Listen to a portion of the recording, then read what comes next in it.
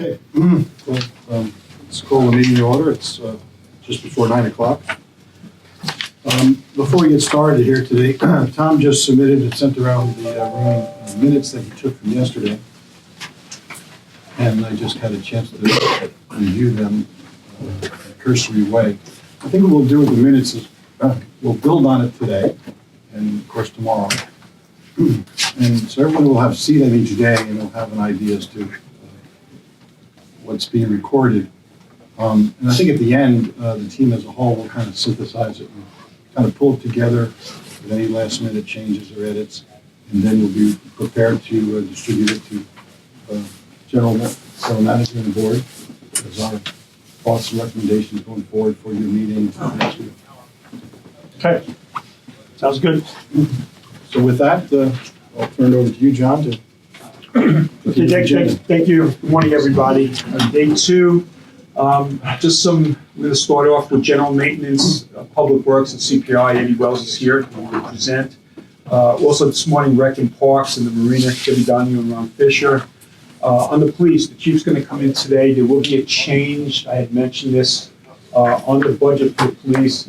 It'll be minor, but we re-scrubbed the numbers on the expense side for the police budget. The chief will explain that to you. Also, I am coming forward with a recommendation to look at the 401k.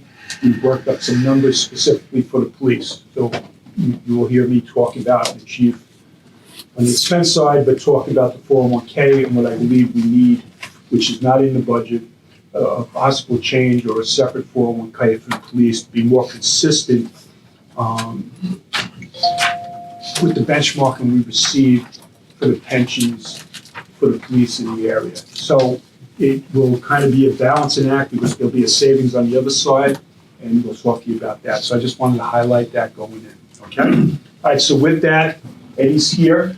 I'm gonna ask Eddie to start off with the general maintenance, and we'll go from there. So Eddie, what we've been doing is just walking through the budget. They're gonna ask questions as they go along, and you know the drill. This year I actually got to be involved with the budget, so it's a little bit different than last year.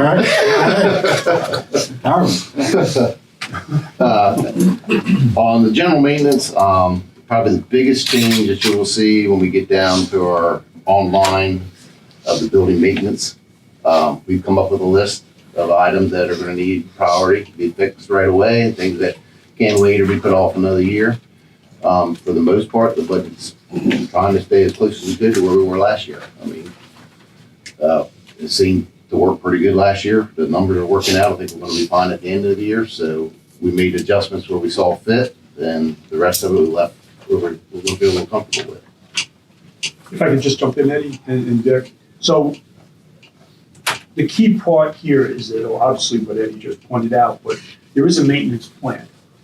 There is a detailed plan, and Kobe will get into that also when she's here tomorrow. But we have a maintenance plan. We continue to update it, and we keep track as far as the maintenance and even what we're forecasting for the maintenance. So you will see that for this proposed budget, as well as the current fiscal year that we're in.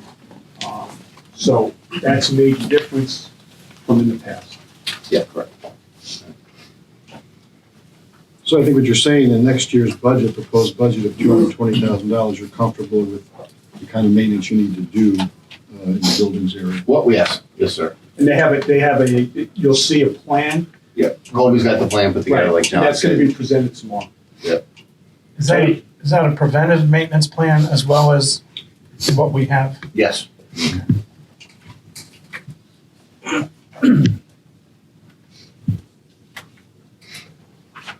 One of the examples for you all to see on that is the deck at the beach club. Yeah, deck at the Beach Club, it was put in this year to replace it, but after we got over and looked at it, we can get by. The deck is not that bad. We just spent 15 or 20,000 putting a sealer on it last year of paint, if you all remember when Matt Orr took it over.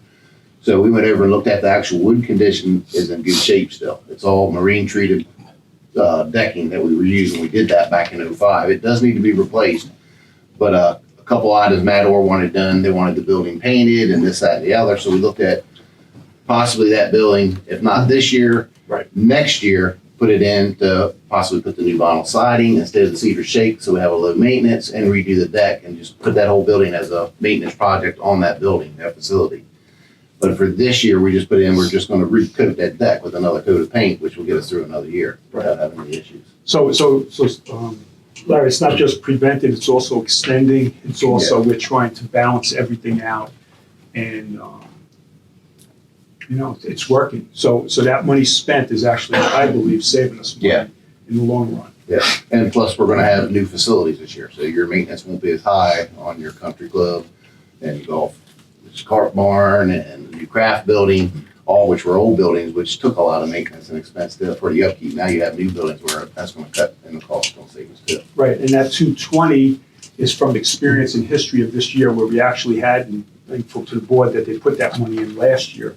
And now we have some history and we have a plan, and we can see now that 220, we believe is a good number for next year based upon what we did this year and this whole project plan we have.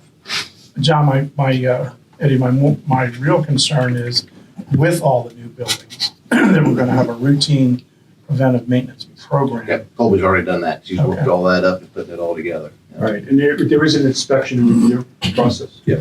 We have somebody that does that, and then that's where we go from there. Yeah. And we'll update, Larry, the board will be updated, and BNF will be updated during the course of the year, and especially on all these buildings and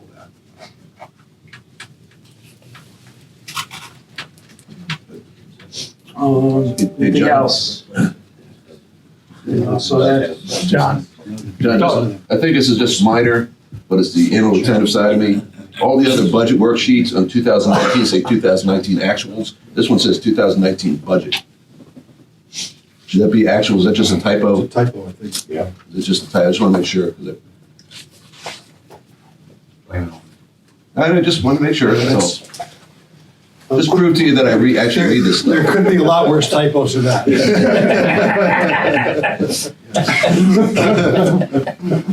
Excuse me, Eddie, what is the 20K credit for the billed labor?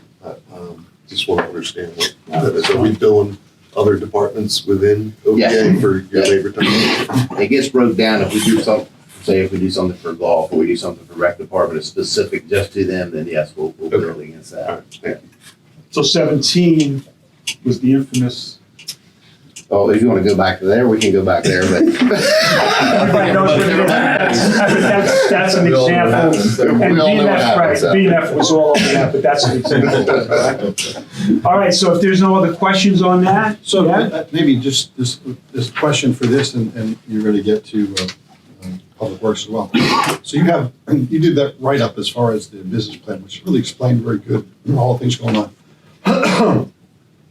If you add up your whole staff, all your staffing to do all the work you need to do, and you split it up into departments, are there any changes in the number of people next year than this year, or how you're distributing it amongst the Public Works or general maintenance, things like that? Yeah, so, and I'll let Eddie jump in too. Look, and it'll come in later. There was some fine tuning that Eddie and I did in Public Works, mainly for the bulkheads, and we've gone nothing but forward on that. Eddie is shorthanded. We do try to fill the positions. I'm gonna let Eddie jump in. But he is shorthanded. Yeah, I have 4 full-time positions that aren't filled. But you're trying to fill We're trying to. positions Correct. versus I'm adding. Yes, We're not adding any more, Right. we're just trying to fill the ones that I exactly. had. We're not, Correct. right. And, reallocating, like I said, with everything else, we're reallocating resources. We've allocated Kobe's time over to bulkheads, so we got that jump started. Now she's being reallocated somewhere else. We are using, as I mentioned yesterday, some labor from the golf course that's helping out, saving Eddie Right. money. Eddie has been spread on all the projects along with some other people, and that time has been charged to those projects. Okay, but he is shorthanded 4 or Yeah. 5 positions. We're not adding any positions. If anything, I think we cut one. Doug? So John, knowing that there's 4 full-time positions being recruited for right now, does that 370K in the proposed budget include those 4 positions? Yes. Okay. The 20,000 billed for 2020 year and another 20,000 for the 2021 year under billed labor. Is that including all the things that you're doing now at the clubhouse, or? Well, that all gets billed to the project. So that'll be different from what Correct. this is? That will come out of that That won't 20. come out of That'll here. go to the project. That'll go to the We're keeping project. it all separate per project. Yeah. Right, and that's pretty consistent with what they've been doing. And like I said, we're getting more history on that, and you're seeing more, I'm not gonna call them business plans, project plans that Colby will present. Want to say anything on the gas and oil? Yeah, the gas and oil is probably everybody here knows, that's hard to budget because we don't know what it's gonna do. It does go up and down and fluctuate a lot. We've had years where we've come under and other years we've gone way out. And it even falls in with electricity and that kind of stuff. Those are sort of out of our control. We do the best we can with what we think it's gonna do, but nobody knows what it's gonna do. Well, they seem to be changing them by the minute. Yes, exactly. Okay. Anything else before we go over to Public Works? Is there anything in this budget that we should do, that we can't do? So it's not in the budget, but it's out there? Right, if we had a wish. I don't think so. I mean, we worked real close with John and Colby and come up with a plan and looked at all the facilities of where we're at, and what we need. And I think we've got a good budget to handle what needs to be done in the next year and a half. Okay, so we don't have big things we wish we had but are sitting out there. There's all like the Beach Club. We could do the Beach Club now, but it's like Well- with all the projects we have on now, the books right now going on. Like I said, we evaluated every situation when we got together and just decided we can just do this to extend the life of it, get another year out of it. Exactly. Not that it's a deferred maintenance, but it's just to prolong the life of it Sure. until we can do it. Okay, that's a good. So, and that kind of balance is going throughout. Another example Correct. was the cart Cart path, path. golf cart Mhm. path, where we believe 40,000, that it will be truly good, Mhm. as opposed to putting it in a whole new path. So, we've seen other work there, that's what we've gotten, and that's what we're gonna go forward to. So we're not just coming in and say, hey, let's just replace it. Everything has been analyzed. There's a thought process, there's discussions on everything. And as you see, every number is supported, what the forecast is, what the budget is, how much we've spent. We have the dashboard for that. Kobe presents it, we all present. Everything is looked at like that. And we do reallocate resources. And that's how you save money. I also believe that the methodology you're using to analyze those seems to be fairly consistent, which is good, really good. I'm lucky I have, we all are, we have Eddie and Noby have 20 years' experience here, and I certainly tap on it. Yeah. As well as other people that I can go on, and there's discussions on everything. And, precedents in what we believe. And so far, so good. Okay. Public Works. Eddie, Public Works, that's pretty much roads, drainage, grounds, all the stuff you see when you ride around. Probably the biggest changes on the Public Works would be the road paving and what we've done, we got back to road paving. As you guys know, we haven't done any in the last few years, so this year we were able to get back in and do some road paving. We're actually right now doing the evaluation of the roads, which we do every year, and update it. And the reason we have to do that, it's not that the actual road itself deteriorates that quick, but our lovely county loves to make road cuts in the roads, which makes them deteriorate a lot quicker. So that changes on our roads and how we end up coming with our roads number. That's one of our biggest expense. Drainage is another one. We just did start compiling last year, and we're still working on a list of all the pipes that are owned by the association. Now, this is not including driveway pipes. There's over 8,000 driveway pipes in here, but they are owned by the residents. But Ocean Ponds alone, guessing, I'm saying we have probably 3,000 different areas where we own drainage pipe underground that have been in the infrastructure, has been in since 40 years, 50 years, and it is starting to fail. So we're doing an evaluation on all these pipes once we locate them all, and it'll be handled the same way we do a roads and a bulkheads. It'll be rotating. We'll take the worst, we'll put in the budget for drainage, what needs to be done, replacing the pipes, and it'll, like I said, we'll handle the same way we do a roads program and a bulkhead program. So you'll have a long-term, you'll be able to see what's coming up ahead of you in the next 5 years ahead, what looks like it needs to be replaced. So that's probably the biggest change that we've done on the public works line. I'm missing anything? Yeah. So, and Dave said it, so again, everything is documented, everything is followed through on, but I just want to point out in case, I know we have some new members. So Eddie, the drainage, the 175, that's separate from the drainage Correct. that Kobe's going to present tomorrow. Yeah. Yeah. So let's just talk about that a little bit, because that is a number, when you say a wish list or whatever, but we have a plan for this. We don't want to bring in more money than what's needed at a time, but for instance, the board approved the water links pipe, main pipe between the two ponds, right, when you're driving down Ocean Parkway. But I've been down there, and Eddie and I, in fact, we were talking again this morning, and I mean, Andre, we talked about that with golf, is that whole area there. Well, we changed we put in, it was approved for the main pipe between the two ponds. But that water has to drain into those ponds. There's all pipes, there's all drainage there that I believe needs to be, and Eddie needs to be adjusted, as well as the main pipe, which you heard Andre talk about, that goes right through the golf course, which relieves all the drainage from Windjammer. So we are looking at that. That's something that Iggy's team, and we're putting together right now, because if we're gonna change that main pipe, well, let's change all the feeders, and that will pretty much drain that area. So that's something we're looking at in-house. We may need a little outside assistance. And then Eddie and I, well, Eddie, Kobe, Nobi, me, we're working on that. But I want that done. So that's where that is. So if that's, the more we do on this, if we're gonna do it right, that's possibly an area where maybe we would need money, but we're fine. The team, Kobe will talk tomorrow, and Nobi will talk tomorrow also. We believe that we've right-sized what we need here. But if there was anywhere that if you're asking me, and Eddie and probably Kobe and Nobi tomorrow, that might be. But again, they're working on she's also working on that special drainage project with some board members. So let's let that unravel. She has a presentation for that for the next board meeting. Okay?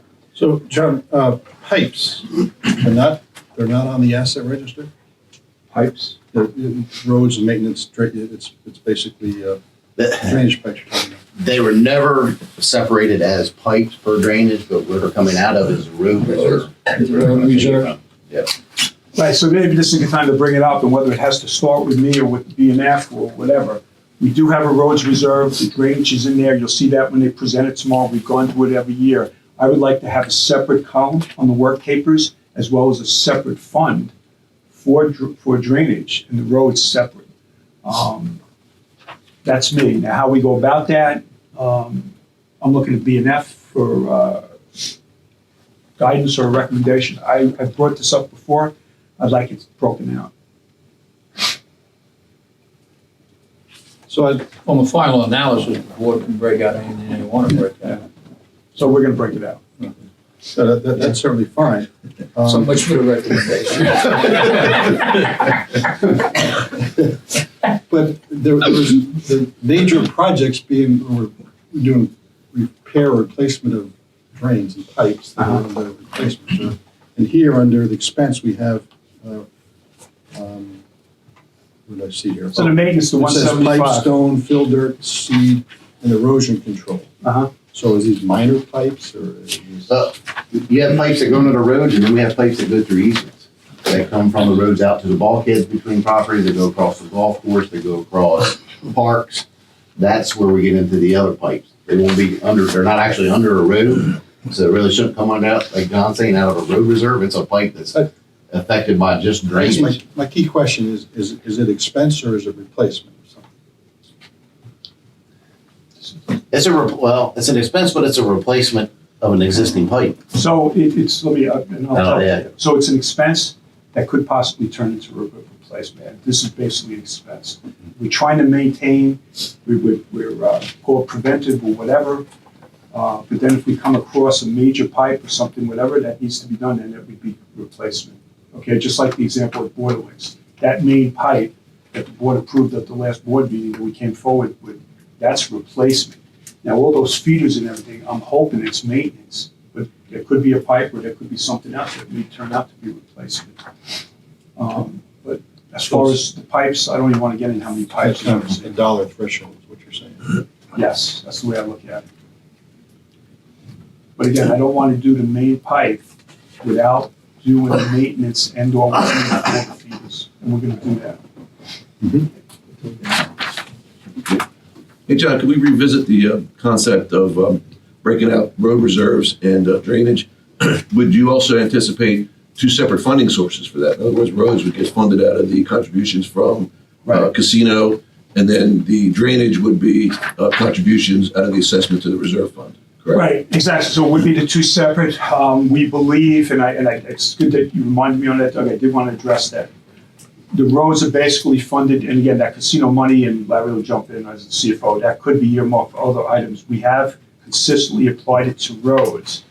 2 years ago, the BNF committee, we wanted money allocated there. I see Tom's nodding. We wanted to see, we wanted history. We wanted to see what is needed in the roads. Now, obviously, that money was reallocated for something else and done properly by the board. But this past year, with the road repair or maintenance that we did, approximately 3.5 miles, I asked Kobe to specifically get from the people doing it, the outside firm, how is our sub base? Because that's what I was concerned about. And the reply and all the feedback I received was Yeah, we're good. We have a very good good. sub-base, yeah. So I'm confident in that, and you know, who won the, how much it costs to do a mile, it's around 100,000, if not less. Yeah. We had heard all different numbers a couple years ago, so the people that said it was around 68,000 were the winners. So 100,000, we believe that the 350 rounded or whatever that comes in is enough to do 3.5 miles a year. And then as far as, and so that would be the funding for that, along with there's another 50,000, Steve jump in, whatever that is.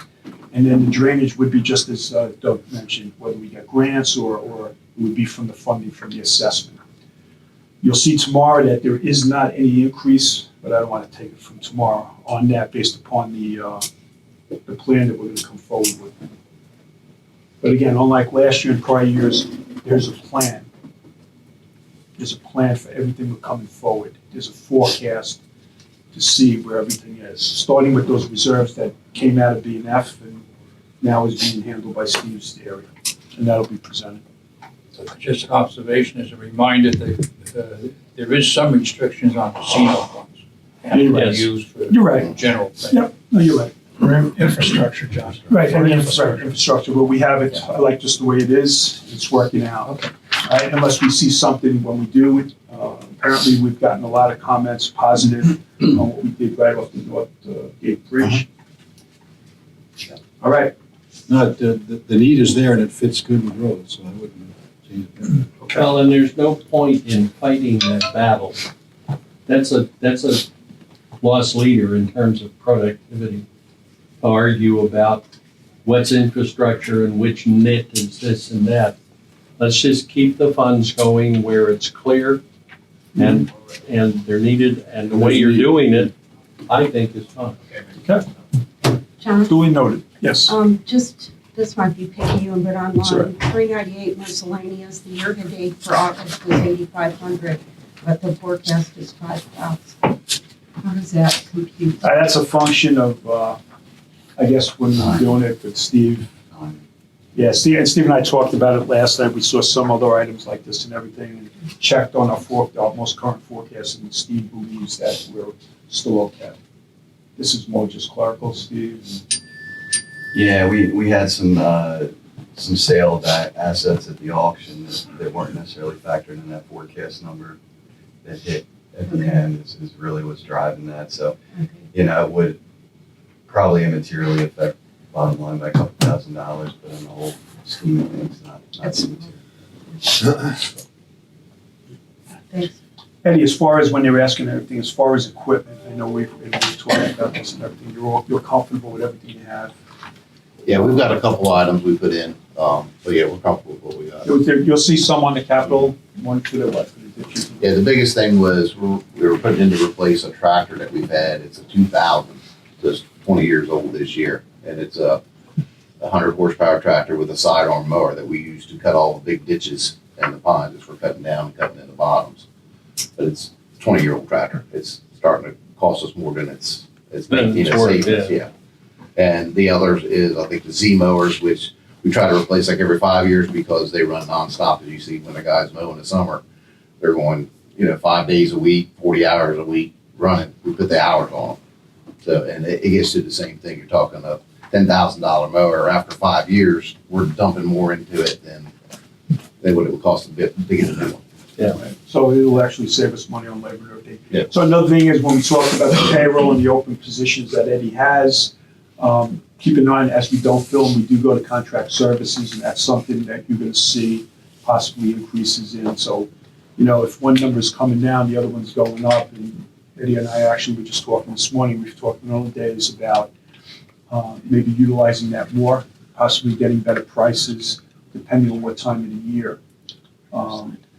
So that is something we're looking at. I know there was this whole big thing about outsourcing years ago, which we decided not to do, but this is like, sometimes something like this is needed, and I think it's right sizing. Well, the use of something like contract services, the way you're using them, is not what I would call outsourcing. It's just not, and we don't need to let ourselves and members get confused about that. It's just, that's not what it is. So. I mean, the main thing is I want to keep the budget, I don't want it spiking and then we don't have anything to do or whatever. So, right now, Eddie, if they're tied up on the construction or whatever, we do something else. But it's always looked at to try to balance. Yeah. And you can see everything's been pretty much consistent and stuff is getting done now. Yep. Larry? Hey, the 4 positions you're trying to fill, what type of positions are they? We're going to fill as just a general labor to bring in, but the ones that left actually lost 2 supervisors. So that's going to make my payroll a little bit different this year because, of course, the ones that left were at a higher pay scale than what I'm hiring at now. But I'm not actually looking for a supervisor. I'd rather move up within if I've got guys. So we're just looking for strong, young backs, general laborers right now. So my question then gets to, with the labor market being as tight as it is, do you think I know this comes up every year, cutting the grass, whether or not we should contract that out? The grass cutting is one everybody thinks would be easy, but it's expensive. We've talked to the park pays, I think it's $700,000 or $800,000 a year just to have that little bit of grass in there cut. Yeah. So for us to do ours, the one time I remember, if I remember right, and don't quote me on this, but I think it was 1.3 or 1.7 million just to cut ours in 1 year, which is way more than we're paying these guys on mowers and the price of mowers. Yeah, we have over 300 acres, which people don't see at all. Plus, you have all the size of all the roads, which is 80 miles of road, so that's 160 of banks that we cut on both sides of the road. So it adds up. The main thing, and Eddie, when you got it, the main thing is to make sure that public works, and they're not going to be able to do it cheaper than public works. The main thing is to get them the right equipment, which we have been doing even at the golf course. And you got those 2 mowers about 2 years ago. Where that was a big help. There was a situation, Larry, 2 years ago, you probably know about it, where everybody was complaining about the medium or whatever wasn't being cut. The equipment was not working. Right. And then the decision was made to pull equipment from the golf course, and then nobody was mowing the golf course during a critical area. So that was another mishap. Again, an example of cutting costs that cost us money. Since Eddie's got those mowers, he's told me everything's good. You see them along the highway. Yeah, the complaints are way down this year on mowing, and we went with those Ventracs, which are 4-wheel drive, low profile. They don't tear up the ground. They get right down to the bottom of the ditches and out. Compared to when I first started here, we used sort of like the state highway did, the big tractors with the big flail mowers, which tear the ground all up. They drag. They don't cut even. And we started getting the more people that lived in here as the place got built out, which I've seen in just my short amount of time. You get a lot more complaints. They don't want that big, heavy piece of equipment running across the front. Even though it's not their property, they still don't want to see that. I understand all that, and that's really not what I guess the point I'm trying to make is, if we're going to be down 4 people, if you're anticipating, unless you're anticipating you're going to be able to fill those 4 spots, is there something out there that these 4 heads do that instead of piecemealing out some contract services, whether or not there is something that group does that we can, contract out and maybe get a better rate than doing it on a piecemeal basis? That's my only thought. Mm-hmm. I don't know. I'm asking. You wanna- So, I mean, there's different ways to approach it. Obviously, we're allocating the work. It's not gonna be, we have the guys, we have the mowers for the grass. We're looking at the drainage. We're looking at, specifically right now, certain pipes and whatever, to utilize the outside labor. I guess what you're saying is to go to somebody and say that we'll basically bring in 4 or 5 people for X amount of time, 6 months or whatever. It's a little different. We're Well, not see, as you know, in our budget, we have seasonal positions. I'll have no problem filling seasonal, because I get the college kids and high school kids, and that's who does 90% of our mowing. Yeah. I have one full-time guy that oversees the crew. Now, I'm and not worried runs it. about the mowing. Yeah. What I'm saying is if we have a cluster of tasks Right. that these 4 full-time people would do, as opposed to contracting it out piecemeal, is it? Yeah. And there may not be a cluster. That's Yeah, what I'm it asking. doesn't, the way Public Works is run, the way I run it, is we prioritize what we have ahead of us. Some things may not get done as quick as everybody would like to see, but we still get it all done. I pull from all divisions. Just because I hired you and told you you're working in drainage, you might be cutting grass tomorrow, you might be a carpenter's helper, you're gonna do whatever job is needed to get done for that day. Like right now, my majority of our labor is on leaf cutting. That's the big thing in the fall, picking up leaves. And we get that crew out first because the leaves are everywhere, which affects the drainage. But I don't have a set pool where I say, oh, well, we got drainage guys today, but I don't need any really drainage work, so I don't know what I'm gonna put you doing. We move you around. Whatever's gotta be done is what you're gonna do today, and it states in the handbook for Ocean Ponds, you're hired to do what we ask you to do that day. We're not a union. You come in, you could be on a shovel today, tomorrow you might be driving an excavator. I don't know. It depends on what has to be done and what tasks we have ahead of us. But the 4 positions, I'm hoping to have them filled. I mean, we've had some applications come in. I think we will fill them. I don't see an issue with that by spring, but I think we'll be okay. Bottom line, what you all heard is a manager who reallocates his resources, who has a very strong number 2, Yes. gets the job done. This is what we need. This is what I'm preaching. Eddie's the poster manager for what it is. So he has it, it's good. We are utilizing certain situations, and honestly, it's in the results. You've seen the results this past year. You've seen the numbers. You've seen the project plans. And we're reallocating resources ourselves. I would hope to see that, obviously with the golf course, we had a small example that we gave you the other day that saved us money, or even with the projects, the construction. So I think he's doing a fine job with it. Do we do cross-training for these positions? Mhm. Okay. Yep. That will also help. Mhm. If, Exactly. Like he said, I have a number 2 man, which everybody knows Novi. I mean, it's a perfect example. God bless us, something happened to me today. I fell out. You guys don't have to worry about it. Ocean Ponds is still gonna run, and Public Works is not gonna skip a beat. That's just the way we work. We work that way in Yeah, I maintenance, right on down the line. I have guys that are gonna step up and cover. If somebody's not there, we just don't stop. All right, well, you're sliding up today and handling this position or this job. that's what I did when I was working. Yep. That's Works leadership. fine. That's leadership. Works fine. Okay, anything else? I gotta get Eddie back on the. Good luck. Quick question. I see we got 40K for striping the parkway again this year. That's gonna happen this year? Yeah. I think we had it done 2 years ago, right? Yes, sir. Is that typical, a 2-year cycle we have to do it, or did we get a lackluster job last time? Oh, You want me to go there? Yes, because this is important for you to know, Brian. It was a Go low ahead. bid. It was a low bid. It was a little bit. And they took the low bid. Bottom line. Okay. They took the low bid and they went with a smaller company. If y'all remember, walked with a push cart and painted the lines. What we always did before is we called in the zone or somebody like that who does the state highway, who has the big truck, and paints them the way they're supposed to. You went with an inferior paint and a low bid, this is what you get. Yeah, you'll get a year out of Every it, but time, it happens every time. every The time. low bid is not always the best. No, no, that's why when we look at the bidding procedures that we use, that I'm not complaining about, the words should always say lowest and best. I like that. Okay, not lowest, sometimes it is. When I was doing this stuff, sometimes I got the low bid. I took that, and sometimes I take the high bid with no apology. Okay, sometimes it's better to do that. And that's the way it is. And you can't set up a system where it's always the low bid.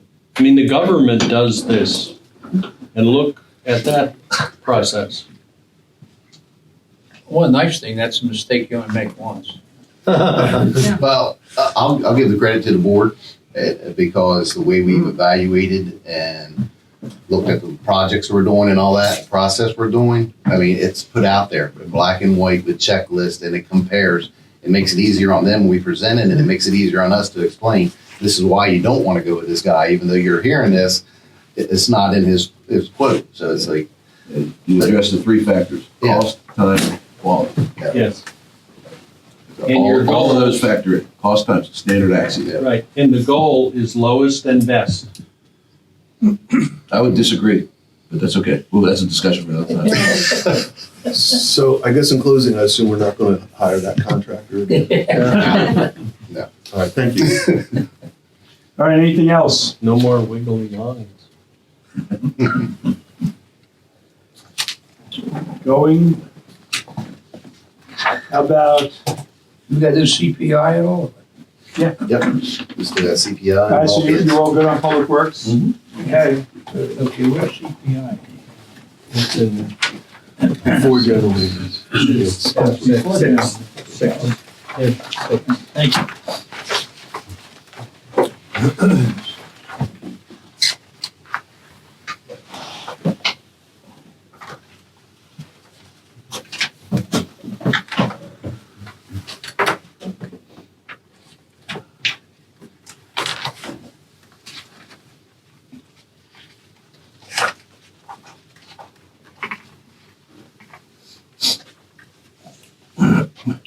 Any questions on CPI? It's pretty self-explanatory. What are your filing fees? Filing is a lot of times for the lawyer, we'll have filing fees, and we'll have filing fees when we have to take copies and put in, we have actually have physical files of every resident of Ocean at CPI department. So you'll have filing, taking care of putting things in those files for building plans, permits, applications, variances, all that kind of stuff. I see payrolls up by about 16. Yeah, we as directed by the GM and the board, we've stepped up on going after a lot of these residents. So Mike has had to put in some more time than what he did, the part-time guy. Colby's. So, and Colby too. So it's Right. mostly Colby, we're allocating Colby there. Reallocate. All part of the customer Yeah, service that and too, all, so Colby is, again, reallocation plus development, training. So it's not an ad, it's just a reallocation. Yeah. So in the past, there was talk about maybe adding inspectors and things. Did we do that this year and we're all set, or is it still, or are we That- covered from that? No, we didn't do it this year. We just had, I think it was in the last board meeting, they brought up the CPI, the way we were gonna handle some of the complaints and stuff now, do a faster process. Am I right, Doug, on that? Yeah, the MO1. The MO1, yep. And, that'll speed things along. It won't sit on an inspector's desk as long, we won't have as many steps. It'll be like a 30-day process instead of a 60, 90, 120-day process. So that'll help speed up the process on the inspectors where they don't have as much sitting on their desk at one time.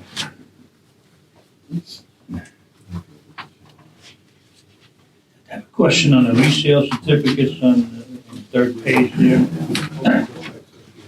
It says in two, 473 of them, and it says document package 250. Is there not a document package with every resale or not? No. And it's not required, a lot of people get misconstrued about that. We do not require residents to do a resale package. You don't have to. We recommend it, but it's not, if you're selling your house in here, you do not have to apply for that resale package. All right, so it's not mandatory. It's not a mandatory package. Yep. Just highly recommended. Thank you. Just proved I read. Yeah. That's generating a lot of money.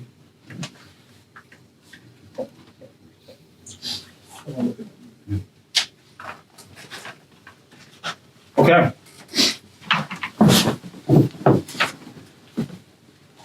Going. Dick? Anything? I'm just looking over here. I have no further questions unless somebody else does. Propane. God. That's all I'm gonna say. Propane. We know. Sandpiper. Yeah, that's another one with gasoline and everything else. Natural gas is at Public Works building, so we're on natural now, Yeah. same as the You sports converted, pool. yeah. What about Yaakov? And the yacht club is still liquid propane. There, Where were those tanks, Eddie? right there in the parking lot. So you can pull up behind, you know where the big gas tanks are in the enclosure? And that's They're the, to the right. okay. Yeah, there's 3 big tanks there. Ah, okay, Yeah. good. So I guess then we'd have to revisit the yacht club on why the fuel went up so much. Yeah. So, Yeah, but that's the difference, natural. I mean, they tell us the price is gonna go down, but we'll believe it when I see it. It's a long way out.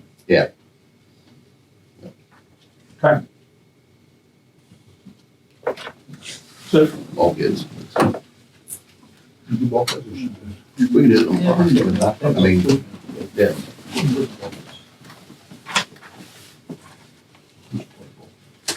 Just the budget. Let me know.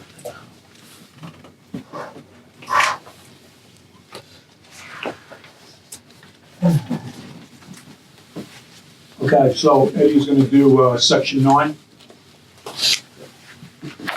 Again, this will overlap with. what- This will overlap tomorrow. I won't get into it in too much detail on the Right. bulkheads. Colby's got the plan and she'll be explaining everything to you guys tomorrow on that. Bulkheads is another area where we went a couple years and we didn't do any. So the reason we were higher this year is pretty much catch up and overlap from last year and this year in order to get us back to where we need to be. Going forward, we have a 5-year plan that Colby's already put together, which she'll be presenting tomorrow. So you'll have the numbers in front of you, what we're looking at. Contractors are willing to work with us. We've had one already guarantee his price to stay the same for next year. So it's looking really good. So we're We have kind 2 contractors? We've actually got 3 working in here this year. Okay. And those are the 3 major ones, Eddie? Yeah, we have Mertec, McGinty, and Fisher Marine. They're the 3 biggest ones in this area. and that's where their labor comes in, the big dollars for the contracting out. Our payroll here is what, $5,000 for next year. So maybe you can explain, what does your group do to work with the contractors as far as?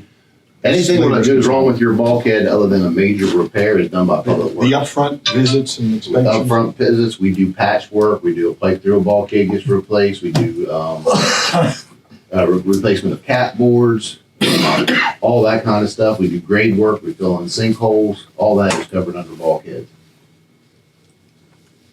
So also as part of the labor. Plus you'll have allocated Colby's time is being put in there this year Right. too, so. Colby's being allocated there, as well as we have somebody overseeing the bulkhead. Nobody does a lot of work there. Yep. Now that the bulkhead is in place, I mean, it's been jump-started and everything, you'll see Colby's time will be reallocated somewhere else. And we've made changes, we made management changes this past year. Only after I was here 3 months, and now Noby will be in charge of bulkheads. Decisions were made. Things got done. John, I have a question. We have 420 payroll and then 445 payroll cost. What is the payroll cost? What's the difference? Again, the payroll cost, The medical insurance. Okay. right, it's the same as, well, yeah, so it's medical, life insurance, workers' comp, unemployment. Got it. Again, it's the mix, depending on who's in there. We're small, these departments are small, so the mix, depending on the person, so could be higher or lower compared to others. Got a pretty good increase in dredging here. Let's talk about that. So, let me just jump in, and Colby has some stuff on it too. So there wasn't any dredging done for years. There's a whole study and the whole thing, and there's a whole process, and Eddie will go into it about what they need to do on the Corps of Engineers. Yeah, the dredging, like John said, they took it out. We hadn't done it for a couple of years, but we are responsible to maintain the canals even up in front of the home because it's in the DRs. The actual, when it says dredging, we don't actually dredge a whole canal. We've done tests and we get them checked yearly. They go out and do depth readings. The canals are fine. The problem is people's boat lifts, where they've had settlement built in up behind the lifts, which it's in the DRs. We're supposed to maintain that as part of their assessment. Well, in order to have that done, the resident has to apply. not Ocean Ponds. First, the resident puts in an application. That application comes to us.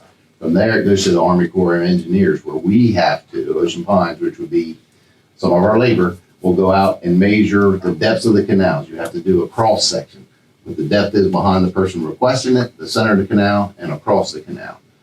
That goes to Army Corps. Army Corps decides yes, no, you got enough water, you don't have enough water. From that point, it goes to the state. State looks at the same information that the Army Corps sent them. Yes, no, if they're okay with it. If it passes that, then it goes to a county for the county permit. So it takes almost a year to get all the permits done just to dredge one lot. And what we ended up coming up with that number, we took an average, went back prior years, how many we were doing and what it was costing us. And that should cover, on average, we get about 20 a year. So out of, 1,200, 1,500 people on the water, it's minimal, but we just took that average of what everybody done, like the past 10 years, how many people applied for them, and that's where we came up with this number. And keep in mind, when we're collecting on the bulkheads or whatever, there is a dollar amount in there, and we're saying it's for dredging, and we weren't dredging. And I've had people knocking at my door, and rightfully so on their end. That's part of the assessment. It is needed. Again, you cut costs somewhere, it's gonna come out somewhere else. Bottom line, I'm gonna say it again. Drainage, bulkheads, dredging was all jump-started this year.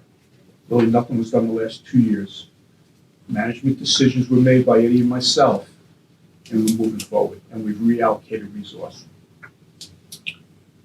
Bulkhead rates, and Kobe will talk about it tomorrow, and the team with Eddie and Nobi, there is gonna be an increase on that side. And she's gonna do a projection, as Eddie mentioned, this is a good prep for tomorrow, on what we see over the next several years.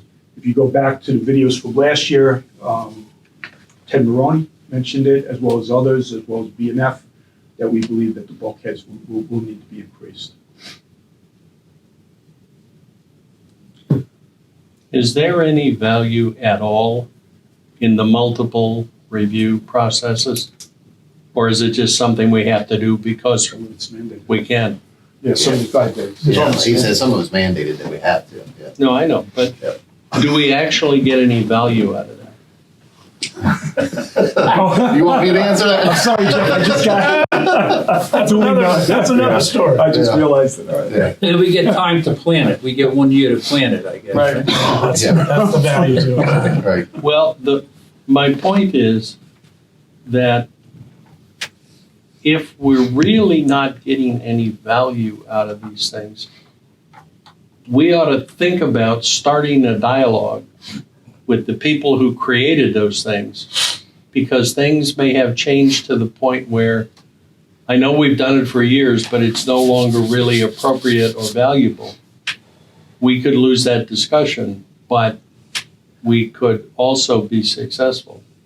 It's happened before, so I think we ought to think about that depending on the volume. If the volume's real tiny, there's no point. Well, you said 20, but if you think about who you gotta go through, Army Corps of Engineers is a federal, state, county. That's 3 levels of government you have to go through to get any kind of a concurrence, and it's hard to get a concurrence at the same level among 2 people. Yeah, I know. Yeah, very, very seldom do whoever applies, if we put 20 in, very seldom do we get all 20 approved. Mm-hmm. I mean, it may be 3/4 on the high side, but it's never all 20 that are approved. What's the penalty if you don't do any of that, you just do it? I don't even go there. I know for, I'm not gonna go there. I can tell I'm you not going there. on the guys, when they dredge it, when the marine companies dredge, they are watched. And when they dip out the mud and put it on the barge, if they drip, once it clears the water surface, if mud drips off that bucket, they can be fined up to $10,000. Really? Even though it's falling off the bucket, falling right back where it came out of, they can be fined for that. So I'm sure it's pretty steep. Right. Corps of Engineers does overhead surveying too. They watch. Oh, yeah.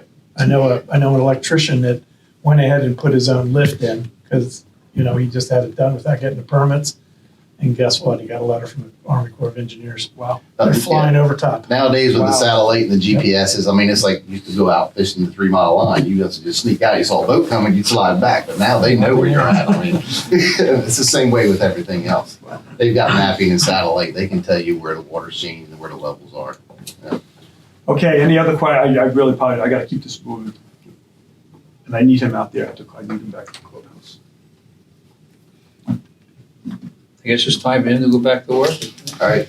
Eddie, thank you. Thank you very much, everybody. Thanks, Eddie. Yep. Well done. Okay, so at,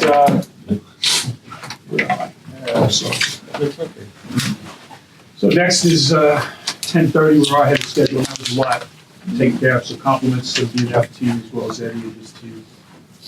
We have 10:30, I'm not sure if Debbie's available, I can try. Yeah, Debbie, Or do you want to be from me? What time is it? I have no idea.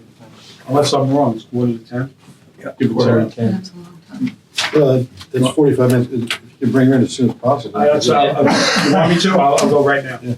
Okay. And then I'll check with the chief also. Okay, so we've made adjustments. Debbie's here and Ron. They'll go up 10 o'clock. I do have the chief. He'll be available at 10:45. And then after that, we have some discussion break for lunch. Aquatics will be here at 1. So with that, Dick, if you're good, we're good? Okay, so we're gonna start off with the marina. The marina is section 23.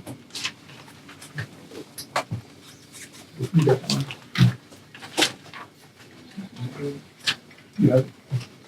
All right, so Ron's here. We all know Ron. Ron's gonna take us through the marina budget. Just a couple of things. I have no capital request for the marina. The overwhelming bulk of marina revenue, of course, is generated by slip sales and fuel sales. Merchandise is a very little part of that. I am recommending this year a 4% increase in slip. And I'm doing that based on a number of things.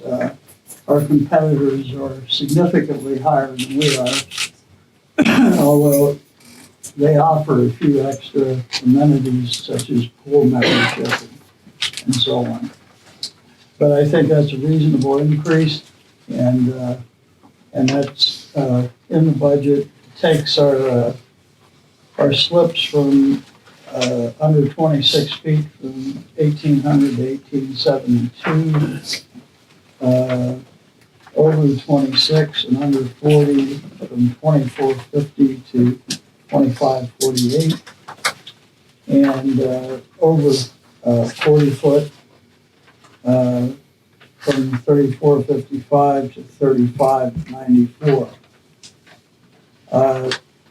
According to our legal counsel, we're not able to give preference to Ocean Pines residents. However, we only had 4 non-resident slip holders last year. We started out with 6, 2 of them subsequently moved to Ocean Pines, and they do pay 10% more slip fees. Any questions? Okay. Fuel sales, you'll notice, as compared to the anticipated final for this year, I have budgeted a little less for next year, and our fuel sales are dependent on weather. We were extremely fortunate this year on our holiday weekends, and actually almost all weekends, we had good weather. And it was exceptional. So I don't want to be, I want to be a little bit more conservative on the budget side as compared to other years. I think that's a reasonable assumption. So you used a 4-year average. In the past, did you use that 4-year average? You used the 4-year average to arrive at your seasonal Yes, adjusted Yeah. revenue for? Yeah. And that's what you used in the past as well? Right, that's correct. Yeah. Basically, with the exception of going down through here, with the exception of some increase in payroll, and that's due to the adjustment for the state requirement for minimum wage. The contracted services, I'm just pointing out some highlights here. Contracted services have increased basically for two reasons. One is we've had to add security at the marina. The yacht club has become very busy, and as a result, we've had a lot of issues with boaters coming in, docking in slips that are rented by our people. We've also had children playing on the docks, concerned about them falling in. Our parking lot has been filled up. We only have about 26 parking spaces, and we have 86 slips. So we can't have yacht club people parking in the parking lot. Yeah. So along the same lines, John, we had a very casual conversation at some point about floating the idea of adding additional slips at the yacht club. And I know we didn't put a lot of priority on that, but do we think it's worthwhile to talk about that if it's even feasible, or is it something that we should just? Yeah, Ron, let me just say, Ron's going to jump in, and I have a resident expert here in Ron, but they did go to the county, they did talk about it. Ron was not involved. Ron has some ideas. We do not have anything in this budget for it, but we're going to continue to talk about it. And Ron has some information. Well, the most we could really add is 6 slips because of parking. Parking is an issue.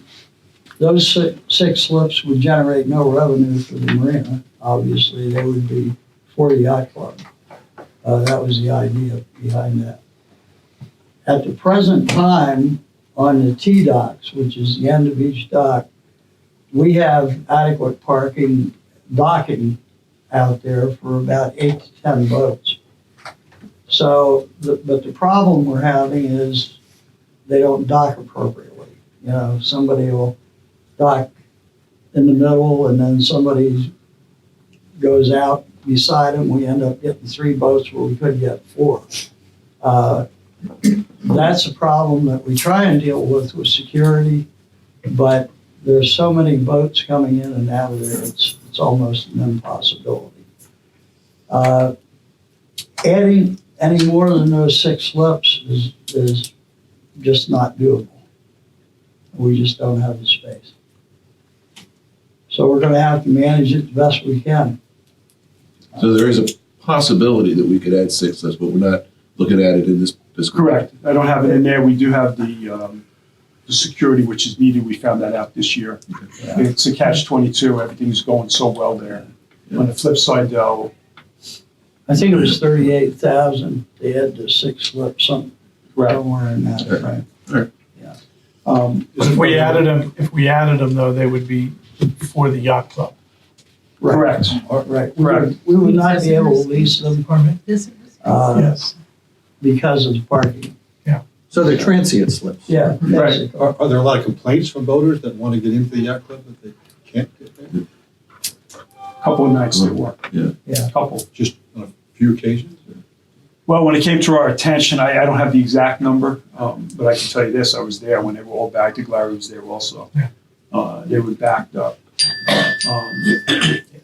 Ron was not part of the team that was looking at it. I want Ron as part of it. With everything else going on, we didn't include it. Right, 38 to 50,000, assume we get the permits and all that. But you're right, it would not generate it. I'm certainly interested in it. But we might see the generation of additional income at the yacht club. Well, you would. Oh, absolutely. Yeah. But that's a hell of a lot of hamburgers. Not in 1 year, John.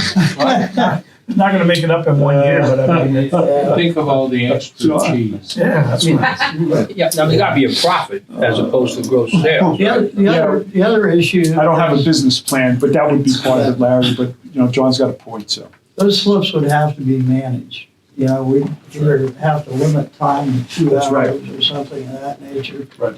And that's already a problem because when there's a band there, people come in, they want to stay the night. It's a And- cost to all that also. Yeah. So it's not as easy as just putting these slips out there, otherwise we would have had it. Yeah. But, you know, right now with everything else going on, Somewhere down the line. Yeah, just, I'm not disagreeing on that. Yeah. yeah, and I noted it was a casual conversation that we had, wasn't it? Yeah. It was, you know, But we had a situation with Yeah. somebody, we have pictures, with somebody who was parking in other people's slips in some other emergency dock or whatever that Ron told me Yeah, about. we had quite a few coming in and docking in already leased slips. And then they were stealing dock lines when they left. So the boats coming back in had no dock lines to tie up. The other issue we had is they were docking at the gas dock, which is against EPA regulations. And partying out there and smoking and a few other things. You know, it's just not a good scene. Ron, can you comment on the slips we have to have available for emergencies? Don't we have to have a slip available for emergency? No. Huh? We actually have one slip that we give to DNR, police. And we have one slip that we keep in reserve for ocean pines or emergencies. Right. But So, that's really not a requirement. But we do it. right, so we did have a situation with somebody parking in there. I don't want to get into it now, but we do need the security. Yeah. You know, sure, would I like to have those other slips? Absolutely, and I do believe it's good for the yacht club. There are costs, we'd have to manage it. I mean, there's a lot involved. We can look at it down the road, put together a business case, but right now with everything else. And so, John, would the justification for that spend on the new slips when we get there, is that primarily customer satisfaction? Cut down on conflict, or is It might cause more conflict, to be honest with you. that they'll pay for themselves over time? What's going to be the tipping point for making that decision? Well, we would generate no revenue out of Right. those slips that At the yacht club. float at the yacht club, right? And we'd have to make some assumptions on how that would benefit them. But it could cause more problems, John. Yeah, like I But said, really, the if you revenue could, would if this be- isn't done right, But it would be 6 customers, right? well, you would think if they turned over every hour, every 2 hours or whatever. But again, that all would have to be managed. Yeah. I want to see how it goes, I'm sorry, I want to see how it transpires this year. Larry, I want to see how it transpires this year. Okay? Yeah. You know, and Ron's on it, and, but it is a cost. It's a lot of hamburgers, Yeah. John said. It also doesn't necessarily represent 6 customers because some of the boaters come in, they have their own coolers, their Right. own booze, their own food, and they listen to the band. Yeah. So it's, but most of the conflict was with our own slip holders coming back and can't get in their slip. That was most of the conflict. Right. So, At least once a weekend. yeah, at least. Show a receipt for the bar or you pay a fee to park. Again, I need to have somebody Yeah, there. I understand. It's a whole management situation Yeah. and could cause more. The security has been a real plus for us. And they've been very well respected and they've done a good job, so. You just have them there on weekends, right? Yeah, right. Weekends and holidays, right. Ron, what percentage of people pay credit cards versus cash? The majority, I would say, yeah, overwhelming majority. Do we build the credit card fee into the price? Of Fuel? Yes. fuel,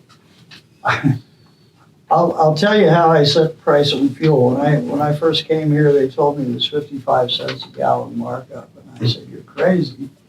I go out and benchmark our fuel price against the other marinas, try and keep us under those marinas. And the other thing I do is I try and get the best price I can for fuel. And this year I've been able to do that very well. We almost we're getting 90 cents a gallon at some point this year, which was a tremendous markup for us. And we were still below the other limit.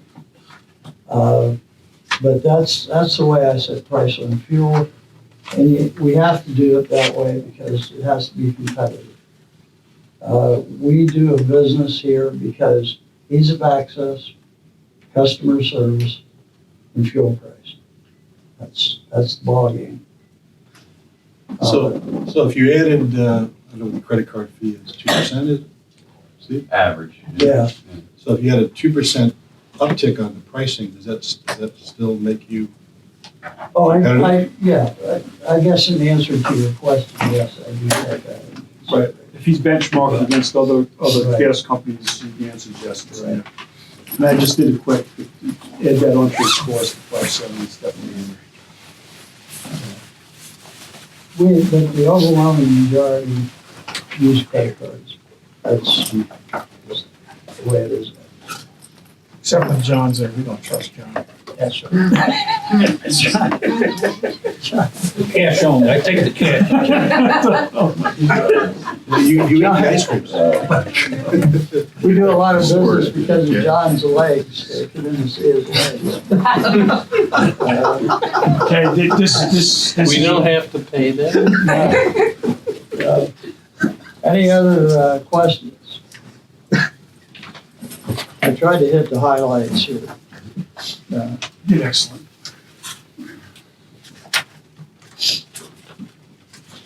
Thanks for the dog treats. Oh, you're welcome. That's part of the customer service. Excellent. Everything's benchmark, it's Yeah. just everything I want to hear. All right, anything else? Because I do have the chief coming in at 10:45, Debbie's ready. We're in good hands with Ron Fisher. Okay, thank you. Great Thanks, job. Ron. Thank you, Ron. Thank you, Ron. Okay, next up. Effectively manage stuff. Rec and Parks, Debbie Donahue. Rec and Parks is tab number 12.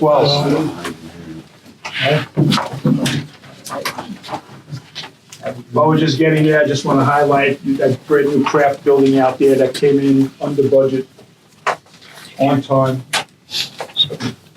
Debbie managed that along with Eddie and others, in addition to the Rec and Park. Excellent job. Okay, you have a copy of the I do. Okay. All right, Debbie. Got the right one? The No? bottom one's 498. Yes. Okay. All right, Debbie, will you? Hi. Hi. Morning. How are you? So as far as Rec and Parks, the one main thing that I have is Bainbridge and Robin Hood, both their playground areas need to be replaced. Now, I know that it seems to be like every year we're replacing the playground. However, when I went back, now you and I talked about this, Larry, and I went back and I saw, I redid some numbers and I spoke to Eddie again. And both of those parks have not been replaced with anything, so we're not sure where the 2005 date came from. So that must have been incorrect, because neither one of those parks have been replaced since 1987. And let me just jump in for You Debbie can go here ahead. for just a second. When we talked about this, I went out and looked at the playgrounds, and then went back and talked with Debbie and went back to see if these playgrounds were, where they were on our capital register. And, Actually, Larry, you spoke to me and then we talked.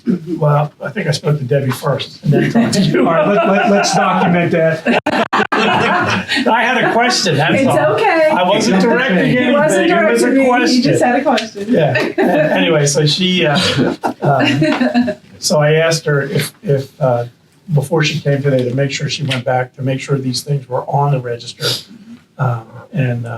While we quickly looked through it, we Mhm. found something that indicated there was replacement back in 2005, was it? Right. So you think that's incorrect? Right, and so I did go back and do some work, and we realized that those numbers must have been incorrect on the study that we had done with all of our equipment and the replacement numbers and dates and things. So neither one of them are compliant in any way. There are things that need to be done to them. I have quotes from one company that has done Mankland, and they also did this one out here. And they can do both parks for 98, 97, and some change. Do both of them for that amount. And then, of course, at that point, we will have 4 parks that will all come within a few years of each other of having to be redone, and another 20 years too, or so. Getting them to, now, I understand that the bylaws state that you have to get quotes from at least 2 or 3 other companies, and I will do that. I was just curious as to whether this same company could do both of them for less than $100,000, and they can. So I will reach out to other companies if necessary. In my opinion, it's just my opinion, this company speaks for itself. Excuse me. And in the doing of White Horse Park, the other companies that we had dealt with were a lot higher. They had to, everything had to be shipped to us from other countries, things like that. So it did make the cost a bit higher. They do everything themselves, other than they order the equipment, they come and they implement it, they put in the landscaping, they do everything. And for them to be able to do that for less than $100,000 for 2 parks is pretty good. But I will do the quotes for with other companies just to see how they compare. But that is our biggest project that we need to do this year as far as expenses. I know very little about parks, other than take my grandkids to park. So, in 87's quite old, how do you decide what kind of equipment you're gonna put in a park that Kind of makes it fun and that's what attractive. people want? Yeah. Well, there's a couple of different things. You actually have, when we did the quotes for White Horse Park, they had some that were obviously like it is. They had some that were all like ropes and spins and towers, and you just kind of look at it, and in my opinion, it's a safety thing for me. I didn't like the ropes. I was more nervous about children climbing inside the ropes and getting caught one way or the other. So that type of thing, I didn't personally care for and a safety factor. And some of the other companies are, you get less for your money, as far as they do panels, and you just don't have as, like, this came out really, really well with a lot of pieces that we implemented into the fee. But basically it's just kind of my opinion of what we can compare apples to apples, and we decide what kind of works for where it is. And then we bring it to you guys. You try to differentiate between the different parks? Mm-hmm. Yeah. Then Debbie, all of your vendors comply with consumer product safety Mm-hmm. standards? Yeah, who does those inspections for you? The gentleman that did this park, he is an inspector, and he does them himself. And we have a certificate that shows that everything is ADA compliant and everything is safety compliant. And he wrote us a letter for that once the park was done. And then what about the ongoing inspections for the other ones? He does those. Do you comes around. contract with him? Yeah, and we don't pay for that. It's part of what he does. He actually comes down every so often and checks and makes sure that everything is still good. We had an issue with one of them in the very first week, and he found it. He sent me an email saying, I found this, I'm replacing it, I'll be back next week to take care of it. And then who does the parks that he didn't install? Public Works takes care of the other parks that we have. Mm-hmm. Debbie, are you talking, when you and I spoke, you talked about adding on to the Robin Hood Park. Are you talking about replacing everything now? Or adding on still? Well, it would still be only opening up the park a little, so it would be bringing out the landscaping just a little, and then there's like picnic tables and things that can be added to it that are included in the price of the playground, but it would be replacing that whole section of playground there. Mm-hmm. And then bringing the landscaping out some. And same with Bainbridge. Mm-hmm. Yeah. That won't change the parking at all? No, because it just brings that out inside the fencing. Mm-hmm. You good with that? Okay, so that's pretty much our biggest project that we want to take on this year. Now, we do have some of our special events. Now, as you guys can see, if you compared special events from this year to last year, they have increased. in our budget for our concerts has stayed the same, but the 4th of July, it increased a bit this year based on how we did it last year. We had some expenses last year that we had not been able to calculate for because it was a completely new way of doing it. So we had some added expenses. But turns out with the numbers of people, the program that we do during the day, the 5K run, all of those things combined together for the 4th of July, we were not off on our budget by a whole lot. It was within $4,000 or $5,000 that we had gone over what we originally had said our budget would be due to some additional expenses to be able to pull it off in the evening over the pond, which was a brand new thing last year. Most of the rest of the special events have stayed the same. We have increased a little bit just because the cost of everything increases. The fireworks actually has increased just a little bit due to one of the other things we had thought we wanted to do, but the cost of the actual fireworks has stayed the same. We have already spoken to the fireworks company and we have a proposal from them as well. The bingo, that was an expense from last year that we had not budgeted for, but this year we have included that in our budget. As far as most of these things are concerned, as I explained to John and to Steve, they show all up as expenses. However, the majority of these do take in some type of revenue, whether it be a minor amount or a lot. They do take in, some type of revenue. Not everything that we do in our special events programs are free. So as far as the bus trips at the bottom, obviously they bring in revenue, and most of the special events at the top section also bring in some type of revenue. As far as camp is concerned, that's one of the largest programs that we offer. We have not spoken about raising those fees in any way because it pretty much continues to make money, and it's either steady or a little bit more each and every year. I think it's been a few years since we increased those fees, but we also don't want to increase the fees so much that the parents can't afford it. It averages about $1,500 per summer per child, depending on whether they come 3 days or 5 days. So it kind of fluctuates a little bit based on what they choose. But for the most part, we're still making a pretty good amount of money off of summer camp. And we take care of a lot of new things in-house as far as camp is concerned. Our CPR and first aid certification, we get that from the pools now, from their instructors versus contracting that out. So that saves us money. And we do a lot of our instructing, and a lot of our expenses have been cut back as far as supplies and stuff are concerned. So, and we try to get our camp field trips quite a bit. We get at cost discounts, and we get some of them for free, actually. So that works out pretty good. Excuse me. Our league expenses, I think that they're pretty good on the average of what we've budgeted, just to kind of cover everything that we can think that we would need for them. Sometimes things come up that you're not expecting, but for the most part, the fees that we have for league expenses have been covered.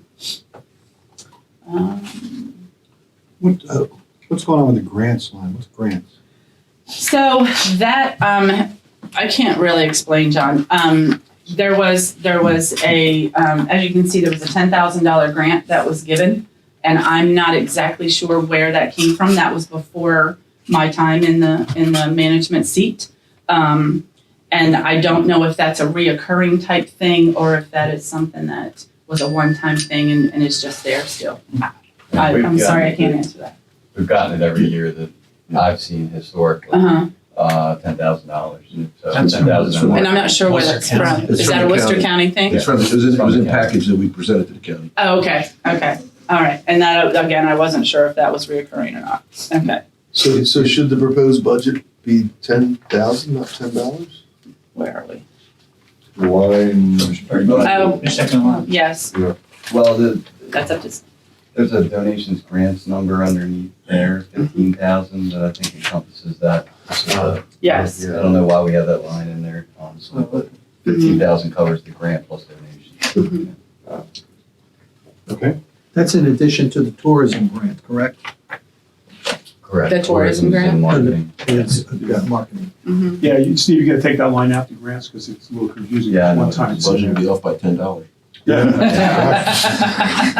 don't know what happened yet, but it's, that line should come out. But really save $10. We lost $10. So, That's 2 hamburgers. we are, we're looking to do, some different changes, but they're minor changes as far as revenue for, as you can see, vending commission is only at 1,500. We don't get a lot of that right now, but I plan to try and change that and take on some of that of ourselves, where to actually get revenue from our soda machines and snack machines that we don't get really anything from that right now. As far as our miscellaneous revenue, that encompasses the movie passes that we sell and all of the park passes that we sell. So that's Jolly Rogers, MRPA tickets to all the different parks in the area, Hershey Park, Busch Gardens, Kings Dominion, things like that. Those are tickets that we sell in the summer. Jolly Rogers Parks, movie passes, all of those things incorporated together, we come up with that miscellaneous income, and that's basically just during the summer, other than movie passes. Is that on net of cost? As far as payroll is concerned, there were only a few changes that we needed to make to hit the minimum wage requirement this year. Other than that, everything pretty much stays the same with minor changes to any approvals to raises, percentages, things like that. You guys decide. As far as camp counselors and things are concerned, we hire as many as we need to accommodate the number of children that we take in to stay within our state requirements. So it kind of fluctuates between regular counselors, junior counselors, senior counselors, camp director, assistant director, things like that. But there's about 20 people that we hire for the summer, completely just seasonal for camp. So that's that bottom box of payroll. As far as the contracted services, you will see that that number is hugely off because we chose not to hire a full-time person in payroll for cleaning of the building. We sent it out and got contracted services. They also use the same company at the aquatics department. And I think they may do the beach club in the summer. And that's the reason you're gonna see the change in the numbers for contracted services.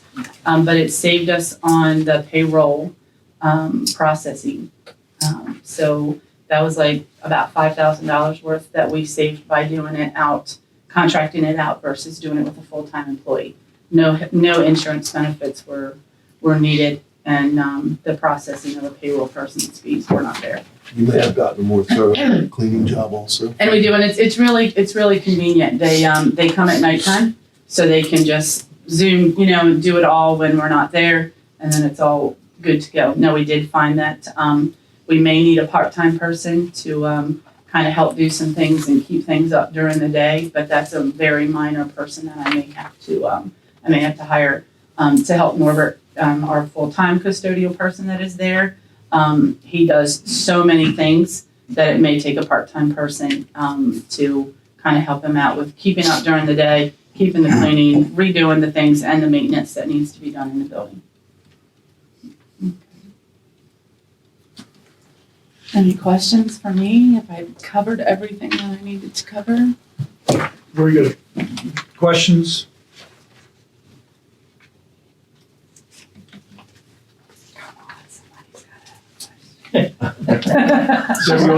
Debbie also does a great job. She does a great job scheduling and managing the building across the way. I do have, I'm gonna ask her, I'm not done, I'm gonna ask her to expand on that and what she sees as far as managing it, as far as the space and what's needed, to let this committee and the board know. So as everyone knows, I think it's been about 10 years ago now that it was approved to put the new building over there. And as I've said in the past, we basically outgrew the building before it was ever finished. We have, between the community organizations that are there and the hours that we offer to them for free, they get quite a few.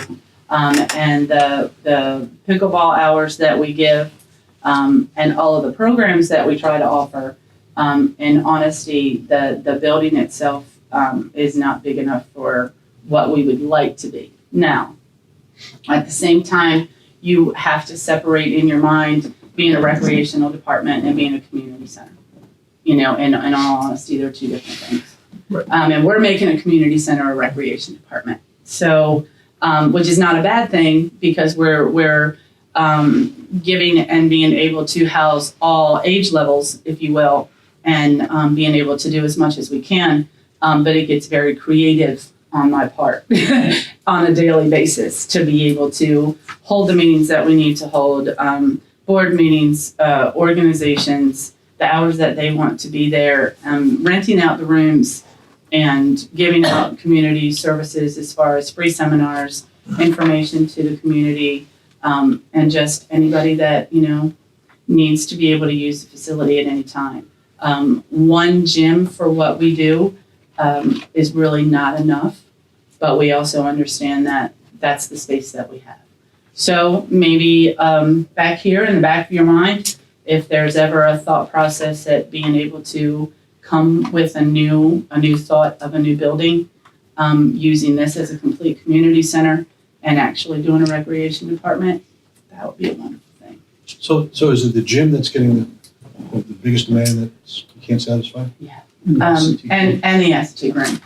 Because most people, when they rent a room, it's for larger events. So whether it's a wedding reception, or we have all kinds of different parties that people hold there. They rent the kitchen along with it a lot of times. So it's so close together that those two rooms basically come together. And that's the most demanded room that we have, as well as the gym. Will the golf community, the golf Yeah, I'm actually, set something? yeah, let me jump in. So actually, I was leading to that, George, so it's really good. So Steve's here and everybody. So when you look at that building at the clubhouse, that's not just a clubhouse for golf. There is a beautiful community center being built right before our eyes, and that we will unveil. That will be used for multifunctional purposes, and it should free up that ascetic room, as well as reclaiming this room and why I had to do this. Just seeing the amount of labor and time that Debbie goes through just juggling that building. But absolutely, George, right on point. That clubhouse, when you all see it, once we get the pictures and Josh will be taking them, there is a multi-purpose, huge community room, which is not necessarily golf. And it'll be the way we're designing it, it'll be able to be broken out for different committees or work groups that can utilize it, as well as if there is ever a banquet business generated there or big events that food and beverage will do, they can expand from Turner's Grill into that room the way we've designed it.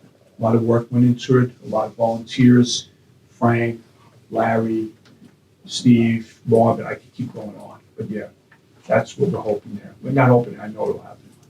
But again, we're not putting it in a but Debbie does her team, an excellent job of managing that place with what's required. It's all good. It's all good for the people of Ocean Pines. Larry, yes. And that was my, Larry's up. I'm sorry. Yeah, let Larry go. that's where I was going. And I think I'd mentioned this several months ago now. We are going to have that community room over there. Are you going to manage the use of that community room out of Public Works? Okay, so wait, I'm sorry, Larry. Manage which one? Because Because I haven't spoken to you. Are you talking about the community room? the down community room over there, it's going to get a lot of demand and use. I haven't spoken to her yet. I might have spoken to you, but you can tell me if I did or didn't. But that's Well, I'm just something asking how we're going to. Somebody's going to have to manage it. Odds are it'll probably be them. That is not anything that I don't already do. It would just be added to it as long as we're all in the same system. As far as our North Star system is concerned, and I can see both places, and be able to not mess it up because, but we have to get however we're gonna do that, we have to all be on the same system. It's just all wire, bro. I just brought it up. No, it's a good question. So then it sounds like the bigger issue, if there is space available, more space available, and maybe that helps with the problem, sounds like it may very well. Then the bigger issue is the gym, and if the gym is being, the demand exceeds the capacity of the gym, then that creates the issue that you're thinking of. Right, and then, for that community center and multi-purpose that's going on down at the golf, Josh is doing a lot of work there. I asked him to work on that, along with others, Steve Grabowski, whatever, where we will be able to use that for board meetings or any other type of meetings like that. The sound system will be the same that has been put in the Assateague, which is actually it's awesome. So we are planning all that. Example, The what you Giants- can move John- over there. The example what you can move over there is the Kiwanis meets every Wednesday here in the Assateague Group, and they bring their own food. Yes. They used to meet at the old yacht club and get breakfast served. So maybe that's one group we can think about talking to about moving over to the new facility at the golf course and potentially let Turns Grill, we can fix some breakfast. All right. Maybe just something to think about. No, absolutely. I'm sure Matt Roy's going to be happy with that. Getting back to the gym space, the pickleballers are looking for as much time as they can possibly get, particularly wintertime and nighttime. Is there an opportunity to look at maybe the local elementary school for basketball leagues and things like that could offload the demand for the gym? That is possible. You do have to pay for those other facilities. We've Granted. tried it once before. But you'd have to build a new gym too. I mean, Correct. cost No, savings. correct. It's also being able to facilitate. So being in two different locations, you have to have enough people to be able to do that. Instead of having 2 referees for basketball, it would require 4. A person in one location, a person in the other location. It is possible to do it that way, as long as they're available to allow us to do that. We had that capability once before for a gentleman that worked for us as well as for Most Blessed Sacrament.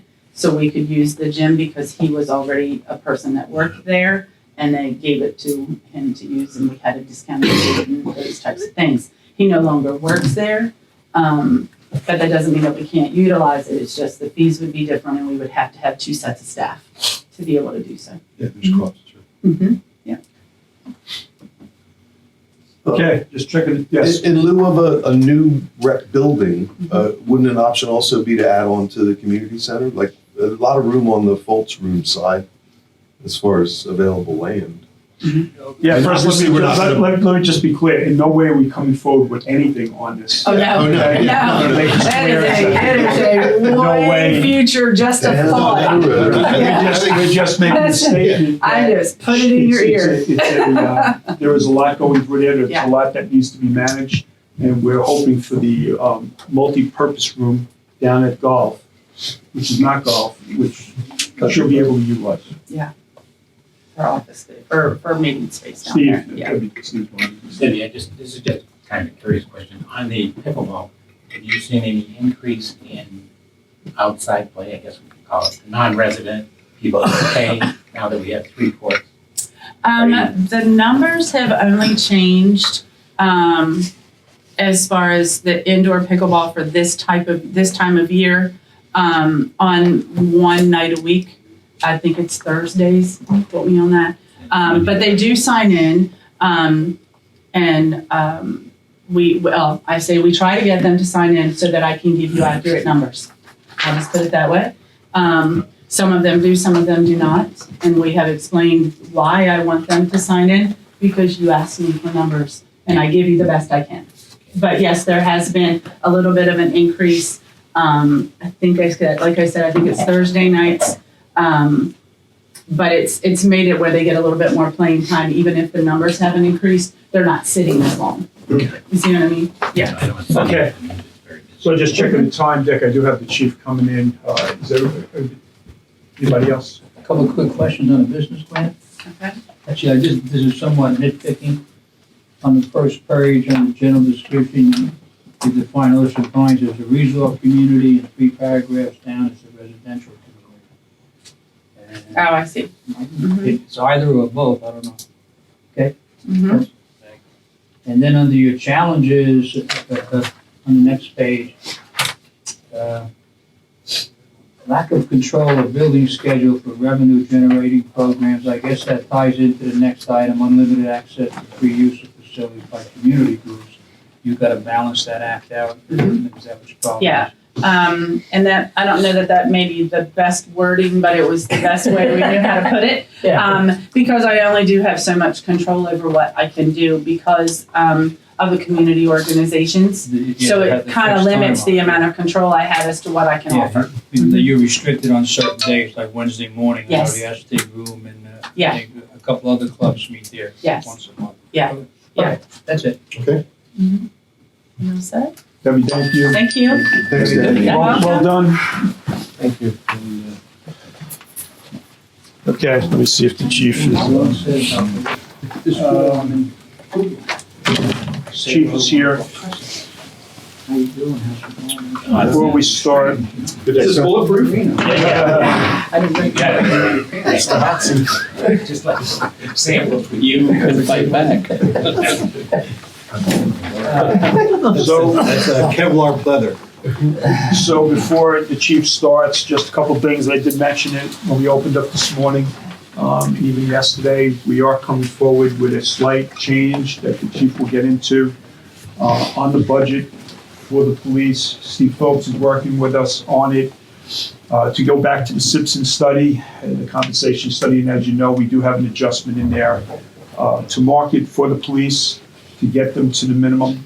It's consistent with what came back, objective, independent, data-driven on what the chief has been telling us for quite some time. We have that adjustment in there. With that said, in the review, we did say for the non-police that our 401k, our pension plan, was right there in line. Simpson said, you know, the response and the benchmarking showed that we were right in line with other agencies that they felt were comparable to us. On the police side, however, we kind of fell short, and even so with comparable areas right here on the Eastern Shore. So we are going to have a recommendation. I will talk to you about it. Steve is involved with it. First, the chief will go through the budget, and there are some savings or whatever, because if we do put this plan in, obviously then we see a savings somewhere else. So spending money and not a lot of money, but then again, you know, saving money somewhere else. So with that, I'm going to hand off to the chief, who will take you through it. Well, in our budget, in our budget, you'll see a replacement for a police car. What we do is we move our police cars out at 150,000 miles. And our police cars they're 24-hour-a-day vehicles. So even though it's got 150,000 miles, with the engine idling time, it's a lot more than 150,000 miles. So what we do is we form them out 1 or 2 vehicles a year. That way we're not in a big expense of replacing all of them at one time. So basically that's our major capital item is a replacement of that vehicle. And one of the things that our personnel costs, the police department is 90% personnel costs, the pay and benefits for our police officers. I just got the preliminary information on the crime in 2019, and again, it's almost identical to last year, which was a very good year for us. We're actually up, increased crime by 1%. And that's a very minimal amount of crime. Violent crime is down, a little property crime went up slightly. So the good news is that violent crime in Ocean Pines went down, property crime thefts went up, but it's still very good news, and we're going to be one of the safest communities in Maryland because the numbers are almost identical to the previous year. So that's the good news. Now, that's a good news crime-wise. It's been a very difficult year for us in personnel. I can tell you that. This is the most difficult, I've been here 16 years. This is the most difficult year I've ever had in this police department as far as personnel. I was 4 officers down at one point. I lost a veteran officer of 13 years to the sheriff's department. I lost another veteran officer, both of which were supervisors to the sheriff's department. And I lost 2 officers to medical, one of which was a police officer doing a security check of our yacht club, and he slipped and fell on his back and is out on permanent disability. The other was a veteran supervisor. I had a sergeant who had brain aneurysm. So at one point we were 4 officers down, and they're officers that work the street. They're not administrators like me sitting behind a desk, although I do handle calls. I handled one yesterday where a suicidal subject was trying to kill himself with a samurai sword. So I do go out on the street and back up our officers. It's a necessity when we're shorthanded. So I don't have any qualms about getting out and backing up officers. I mean, I've done it my whole career, and I'll continue to do that. I'm a police officer first, an administrator second. So that's what we have. But the national average for police officers is 2 per 1,000 year-round population. If you say our last census was around 12,000, then we should have 24 police officers. The good news is that we don't need 24 police officers in Ocean Pines. Our violent crime and our property crime rates are low, which enables us to have 16 officers instead of 24. Quite a bit of savings as far as cost and personnel. Unfortunately, we need those 16 officers on the street. We're at where we need to be. And when we're 4 down, we're hurting. And I have to give the officers out on the street a lot of credit because they've worked really hard to keep up. Many times they work by themselves in the community because we were so short-handed. We handled 12,000 calls despite being 4 officers down. And we made 150 arrests last year. We're the largest year-round community in Worcester County. I point this out to illustrate how important it is for us to keep our smaller force up to strength. Last year we worked short-handed. I had to put 2 officers in the police academy. And our police academy is state certified. Police training is 6 months now. When I started, it was 9 weeks. Now it's 26 weeks. And now the state's mandated that the officers have to ride around. They can't be by themselves after they graduate. They have to ride around with a field training officer for 2 more months.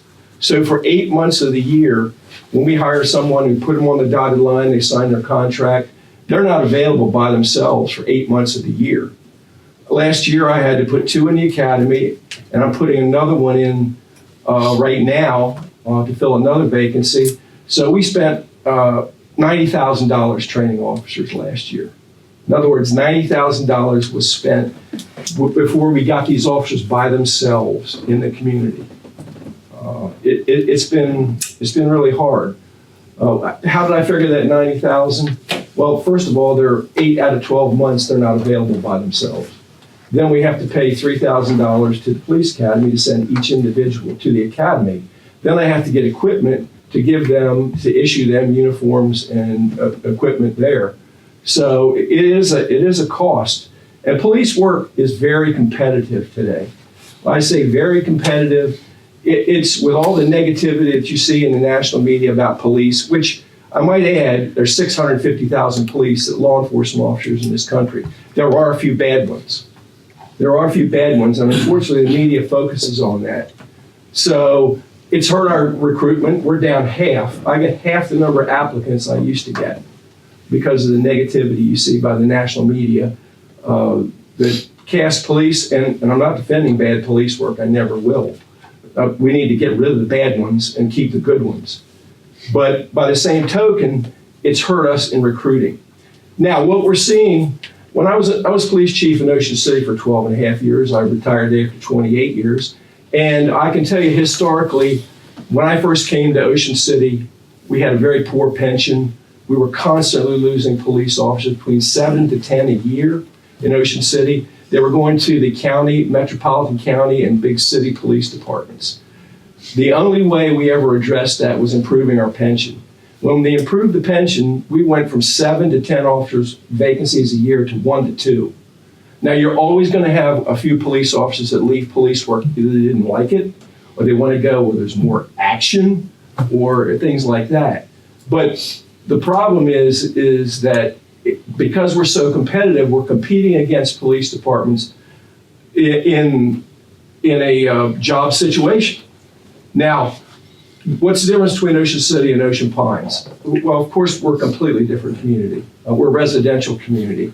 That doesn't mean we don't have crime here. We have every crime except homicides, thank God, and drive-by shootings that I had in Ocean City. Burglaries, we have aggravated assaults, we have domestic violence, we have child abuse, we have everything. You know, we have suicidal subjects like I handled yesterday with a samurai sword. And mental health is one of the biggest things you're dealing with police work today because so many families are in distress with mental health issues. I don't know of an extended family in this country that doesn't have someone with mental health issues or substance abuse issues. And we deal with that, heroin overdoses. 1 year we had 5 and we had 10 in over 2 years. Now it's since dropped, but it's nowhere near that, thank goodness, because of things like Narcan and the training that we have. But it's still a problem that we have to recruit. Now, what have I found the difference? In Ocean City, I lost police officers to federal, state, and county police departments. What are we losing police officers in Ocean Pines? We're losing them to Berlin. We're losing them to Ocean City. We're losing them to Pocomoke. We're losing them to the local police departments. Not one of the 19 police officers that have left it for other agencies since I've been chief has gone to a federal or a state agency. They've all gone to Wicomico and Worcester County. So what's happening is these police departments are bleeding us dry.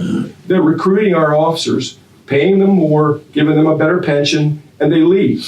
And I do exit interviews with all our police officers. People want to work in Ocean Pines. This is a great community. I can tell you that when you ride down Ocean Pines, people wave at the police. In the inner city, they'll wave at you, but it'll be a single-digit finger that you'll get. So, we get a lot of support from our community. That's one of the reasons why our crime rate is so low.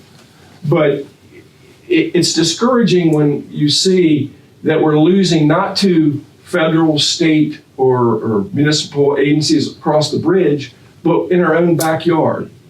Let's do 2 to Berlin. I'll give you a handout to show you what we've lost. Since I've been chief, we've lost 28 officers. Now, not all of them went to other police departments. A few got out of police work. Some were disciplined and were out, and some went out on medical. I'll hand this out. This will give you some idea of the turnover. And when I do these exit interviews, I say, why are you leaving? Well, I know that one of the issues was pay, and fortunately, our board of directors has done an in-depth study on pay, and there'll be hopefully some pay adjustments that'll solve that problem. We have a new building that's going up here. That's another bonus for us, a plus to keep police officers here. The final issue is going to be the pension.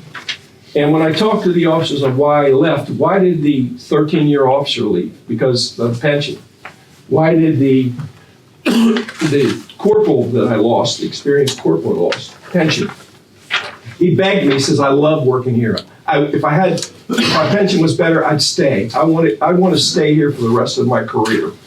But, it's discouraging that when you see that the officers leave, one of the reasons is pension. Now,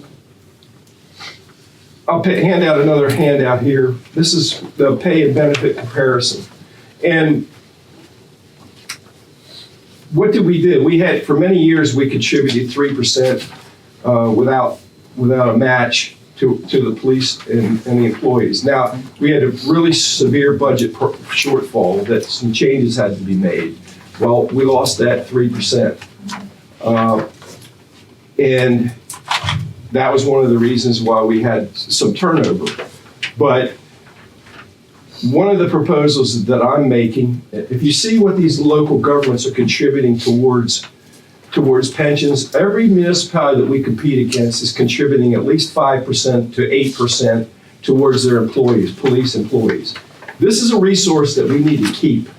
It's a resource because we have to, there's no substitute for experience with police officers. I can tell you, the longer you're there, the better police officer you are. And what's critical in Ocean Pines is we're a community police department, meaning we're residential. Our police officers get to know people in the community. They get to know who the bad people are. They get to know, if you have burglary in a certain area, you look for who do we know that lives in there that has a criminal history. And we use that information. Hanging on to the smaller police department that we have and keeping this smaller number of officers intact is critical to our community. So one of the things that I'm asking in here is that we contribute 5%, not 3%, but 5%, improve our pension to the point where we'll hang on to these police officers. And you say, well, that's a lot of money. It's going to cost us $20,000 to start a year.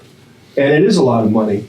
I've made some changes in my budget. I've come up with $14,000 in savings to help to do this. I've cut back as far as I can cut back to the bone to do this. And I think it's extremely important that we hang on to these veteran officers.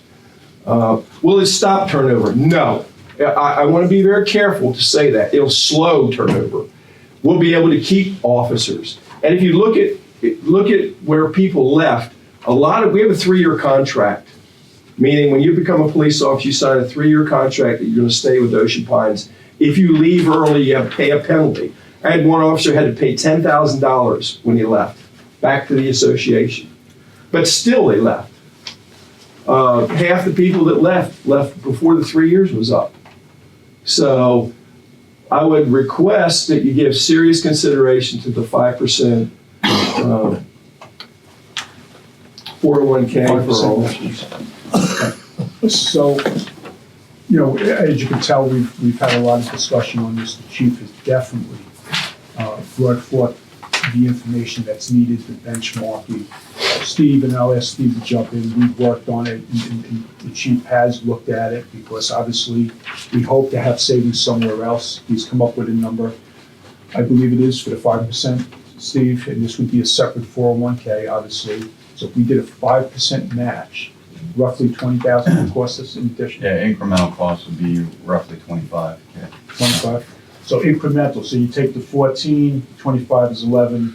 So let's just say, $2, $1 to $2 to put this in, to get us benchmarked where we should be. The chief has done everything possible to make this a smooth. I'm recommending this to this BNF committee. I'm hoping that they recommend back to the board. We're talking $1, maybe $2. Is that in this proposed budget? I don't have it in there now. The chief and I went through his cost items, so we found 14,000 of that 25,000. So that would actually make it approximately $1 when you round. Right. So we're talking $1. Right. 14,000 is not reflected in that number, so we reduce the police budget by 14,000. And we will see over time. Like the chief said, he can't guarantee it or whatever, but we're confident. But first of all, it's the right thing to do. Just to clarify, it'd be a 5% match. And what would be the vesting then on that match? How are we gonna handle the vesting? So it's all the same. Yeah, it's immediately vested. Be 100% vested immediately? 100% vested. I guess the clarification we do need to get is the match versus the safe harbor. I know Right. originally. So was it 25,000 if it was that they didn't have to put anything in? Right. Okay, so there's a couple different numbers in the section. Keep in mind, we do have a 401k right now, so this is, as Steve pointed out, it's incremental. The 25,000 would be if the officers did not contribute, but we still match 5%. So there is a big difference there. And that came out to all right, hold on, that came out to 25,000, less than savings, 14,000. So they would not have to contribute, but would still get the 5%. That would be 25,000 incremental, plus the savings that the chief has calculated. If we did have them have a 3% contribution, and we gave them a 5% match as opposed to 3. Just roughly what the incremental would be there. 10, 8. Yeah, we had a couple officers, obviously it varies based on who can Yes. actually put in, but we had a couple officers that did not opt to put in, and did not get the match as a result, so it's roughly $5,000 difference. Right. So, but again, to be comparable, to go with the benchmark and the detail that the chief has, I'm recommending that we go with, as Steve, and again, it's a separate plan, this is an incremental cost, the 5%, even if they don't contribute. And let me say No, one we're gonna thing. discuss it, that's fine. Let me say one thing. When you're a young police officer, when you're a young police officer and you start in your career, you don't have a home, you're not married, you're trying to get started in life. And we're losing the younger officers. I'm not losing the 35-year guy who's been here forever. I'm losing the young officers who come here, and that's why I think it's important that we have the 5% contribution, and then the officers can add to that with their match, whatever they decide to, up to 5%. But we have that 5% benchmark that's inserted right at the beginning, where I can recruit against these other departments that have these defined benefit pensions. 25 years you're out, 30 years you're out, and there's a contributing obligation from that municipality. With our 401k, they'll put the 5% in every year, and then when they decide to retire, you're free. You don't have to pay any more money towards that these other departments, their continuing obligation after retirement is. So that's why I'm asking for the 5% contribution from the association rather than just saying, well, it'll be up to 5% match. I need to recruit against these departments that are killing us. They're taking our people. We're a farm team for these police departments. They're taking our experienced officers, a 13-year veteran, an experienced officer, and taking them away from us. They're not even going out and hiring new hires. They're saying, I want a lateral. I want somebody who's certified. Where can we go? Oh, Ocean Pines is a place to go. I've lost them to Wycomico, to Worcester, to Berlin, to Pocomoke. I've lost them to all these things. Sorry, I get emotional. No, there's a lot of passion. I'm sorry, I'm too passionate on this issue. I'm sorry. But there is history, and I interject, but there was a lot of history here. There's a lot of benchmarking. The chief has brought forward everything that is needed for this. And again, just to use a number, I'm talking about $1. If you want to say it's 2, that's fine. We'll know over time that I truly believe that there'll be savings, as the chief has said. The training is going to be big. He put some numbers out there. I've gone through it with him. Steve has. Steve's done a lot of work on this because it would have to be a separate plan. We're talking $1, $2 to bring us right in line with basically everybody around us. Jeff, you have a question? I am 100% in favor of this. The only caution I would add is that don't style it as a match, because it's not. Style it as a contribution and then allow the officer to make whatever contribution he wants to make with whatever limit you want to put on that. But if we style it as a match, 3 years from now, none of us will remember what it is we were doing. So we need to call it what it is. It's not a match, and I am 100% in favor of it. And that was my next point. We don't want to call it's not a match. It's a contribution. No, it's not a match. Of 5%. And just to be clear, everybody's automatically enrolled, as I understand it. Everybody will get a 5% per paycheck, or 5% once a year. Per paycheck. Per paycheck, Yeah, what okay. we do. And vesting is 100% immediately, as I understand that. That's good. Okay. $1. Yeah. Possibly 2 on the assessment. Now, just for my own edification, who manages the investments? Is this with a company or? Yes. Yeah. We have a 401k company. Steve will. We have that. So, Same with company we put an the, RFP out last year, we have a company, Iron View, that manages it for our investments. okay. If an officer chooses not to contribute, just take the 5%, does he or she make the decision on how that's invested, or is there just No. Oh, I see. you know, how's that money They have gonna be options. invested for They that have employee? options. Yeah, For the they officer. They should still have the funds to choose from, the Okay. employer money to choose from. All right, it's not gonna be put in a real conservative fund. They'll, if they wanna go high risk, low risk, it's up to them still. Right, based on the funds that are out there, which there's plenty of funds out there. Okay. I just wanna understand the plans. But that also has consequences. It's okay for them to make that choice, but I don't want to hear crying later that they made the wrong choice, and somehow that's our fault. Well, I don't want to hear that. I'm sure our 401K papers and everything when they get in have all the disclaimers. Sure. Yeah. Sure, all that, I'm yelling those 401Ks. Do we do that for the other employees? Do what? No longer do we do that. They now have Contribute to 401K, whether they put in or not? No, they have to contribute now. They have to contribute now. but 3% to get the 3%. I believe that's changed over the last year or two. I'm kind of uncertain about, I have no problem giving 5%, no problem at all. I'm kind of not too sure about doing it, if they choose not to contribute. You don't have to call it matching funds, you could say 5% is available as long as you put something into it. I don't care what, 1%, 2%, something. I just don't feel comfortable with they're putting nothing in. Right. Especially for what could come up in the future. So, If I may interject Yeah, there, no, I it's think, and I'd have to go back and research it, but I think several years back, and I don't remember the number of years, there were changes in 401K, and we can automatically enroll people, even if they, you know, with something, with a program like this, where we don't have to say they have to contribute. And I don't remember legally when that happened off the top of my head. You can do Research it. You They can do can it. opt They have to opt, they can opt out. they can opt Yeah, out. they can You opt could out. put them in at 1% or something, but they can opt out. Many times they don't. Many times just you do it, and they stay with it, which is a good thing. I mean, So, I don't know why. Steve, help me out, because I looked at it. So for our plan, and I'm not talking about the police, our plan, I have to wait 1 year to be vested. I can't even contribute, is what I was told.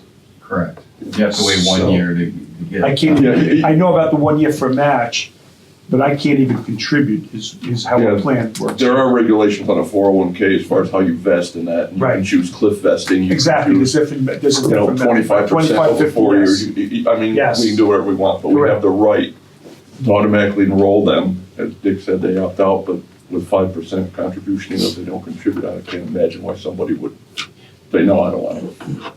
But you're right, the other plan is written, the plan adoption is you have to be here a full year before you can even put money in, which then becomes 100% vested. But I guess to write this plan, I guess we're saying that 1 year we would waive that as well. And they would immediately- Correct, to be comparable.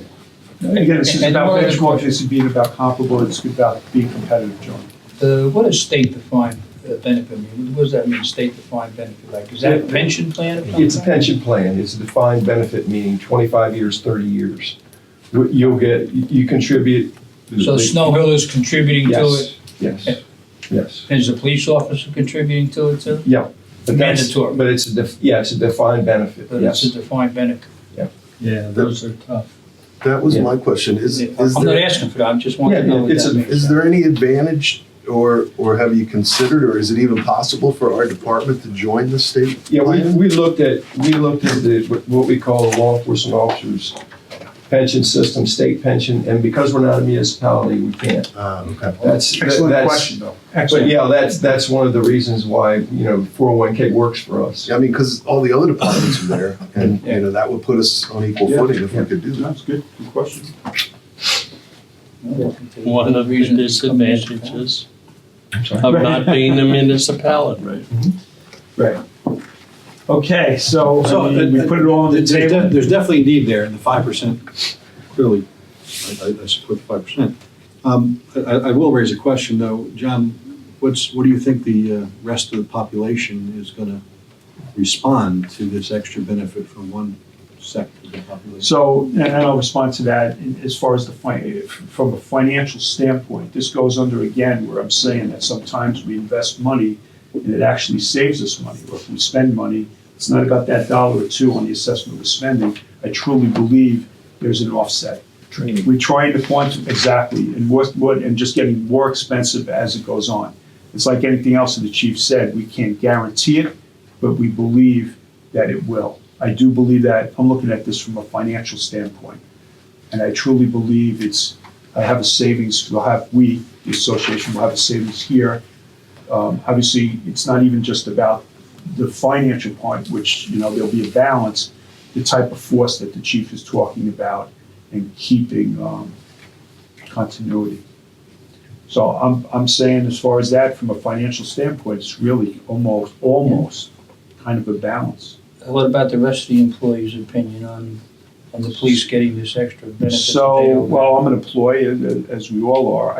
Again, the police, and I kind of look at, and again, I'm telling you how I look at it, and maybe somebody would differ.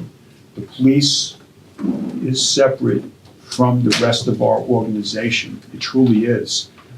And I have to benchmark, I believe in benchmark. You all know that from 4 or 5 years that I was on BNF. It's getting benchmarked different than the rest of our organization. And we put the facts on there with the benchmark. Even the Simpson Group said, again, talked about the non-police, that we were there. And now I'm benchmarking the police, and the chief has brought forth the statistics to balance them out. And there's one huge difference. The dump truck driver's life is not at risk every time he walks out the door. Yours are. And we're 24 hours, 365 days That's a right. year. We're there. That's right. I see no problem with there being a difference in this case, and I think it is, number one, I think it's real. Number two, I think we can articulate it, and we should do that. And if people want to not support it, that's their right, but they don't get to pick their own facts. And they don't get to say that you are subject to no additional risk, when that in fact is not the case these days.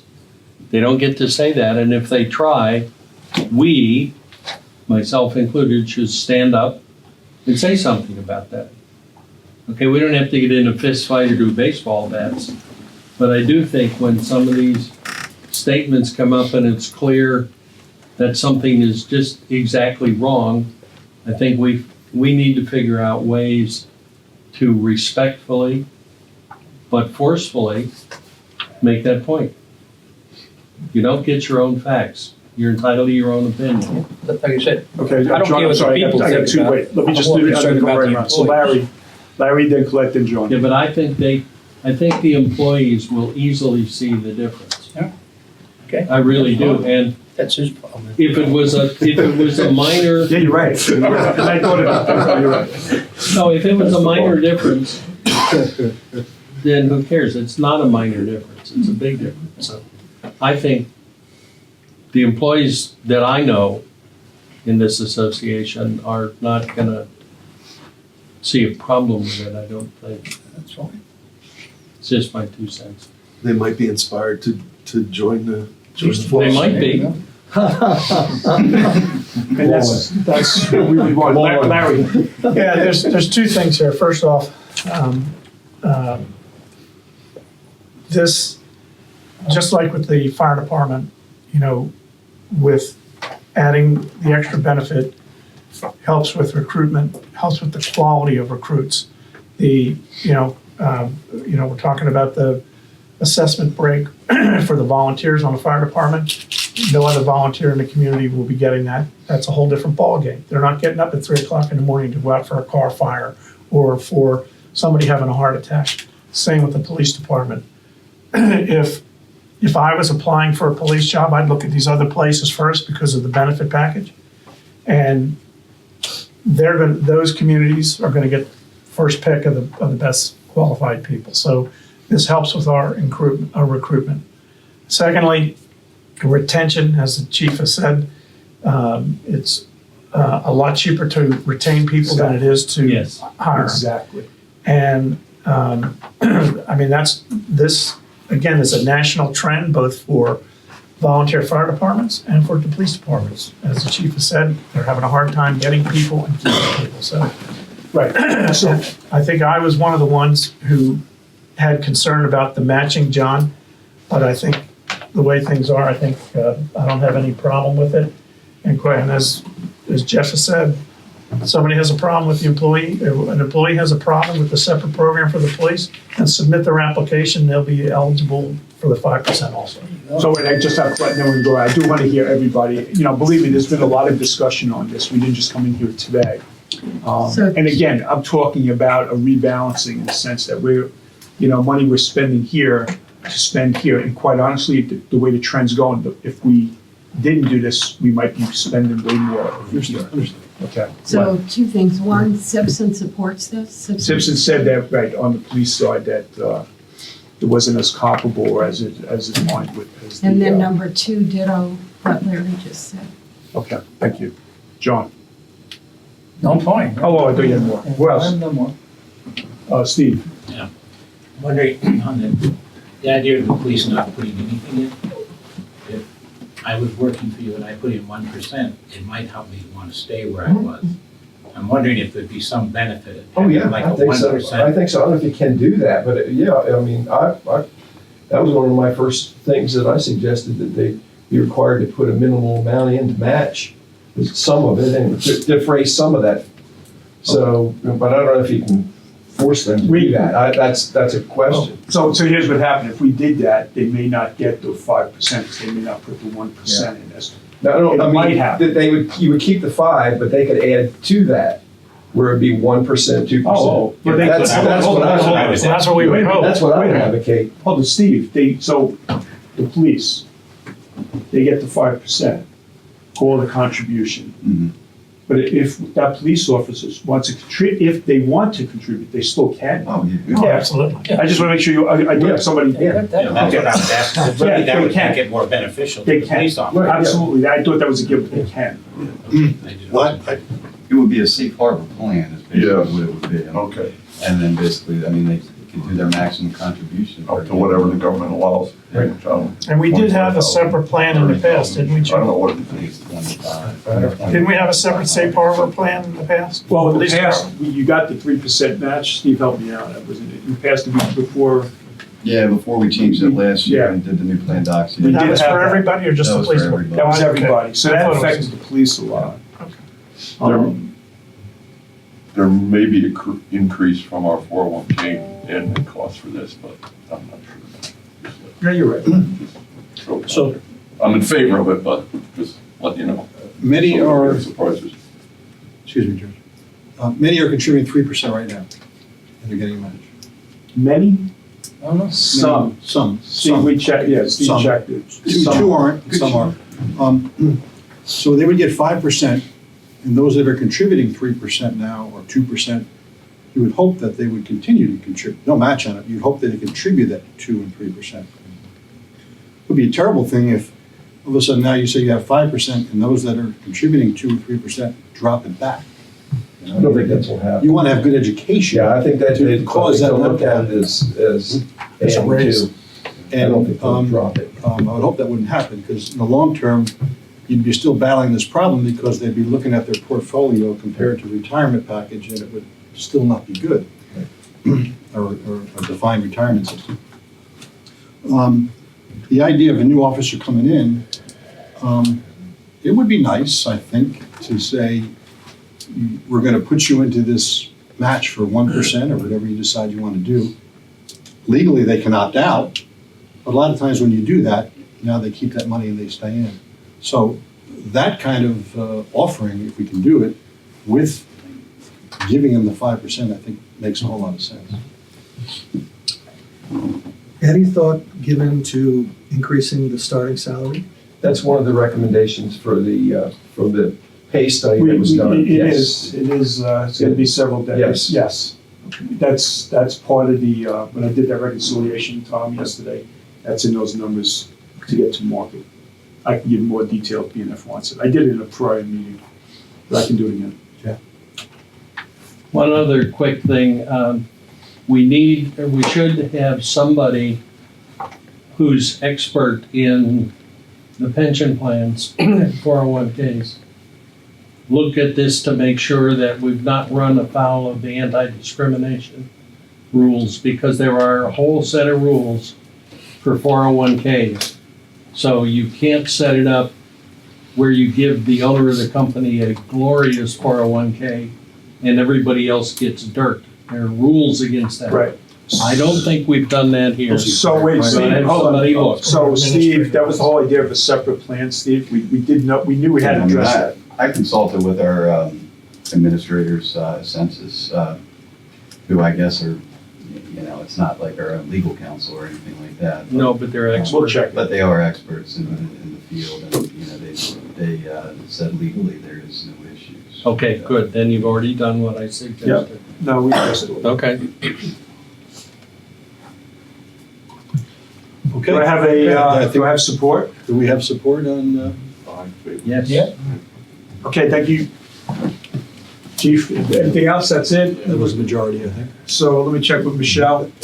Again, it's probably $1, $2 on the assessment. So far we have about a $3 change. Okay, thank you. Another hamburger, John. Another hamburger. If it's okay, Dick, it's just to start while we're waiting for Kobe. Sure. I want to do something a little different. You know, we've talked about finance, we've talked about, you know, we're talking about all these buildings and everything. There's a lot going on in the finance department, a lot of really good stuff.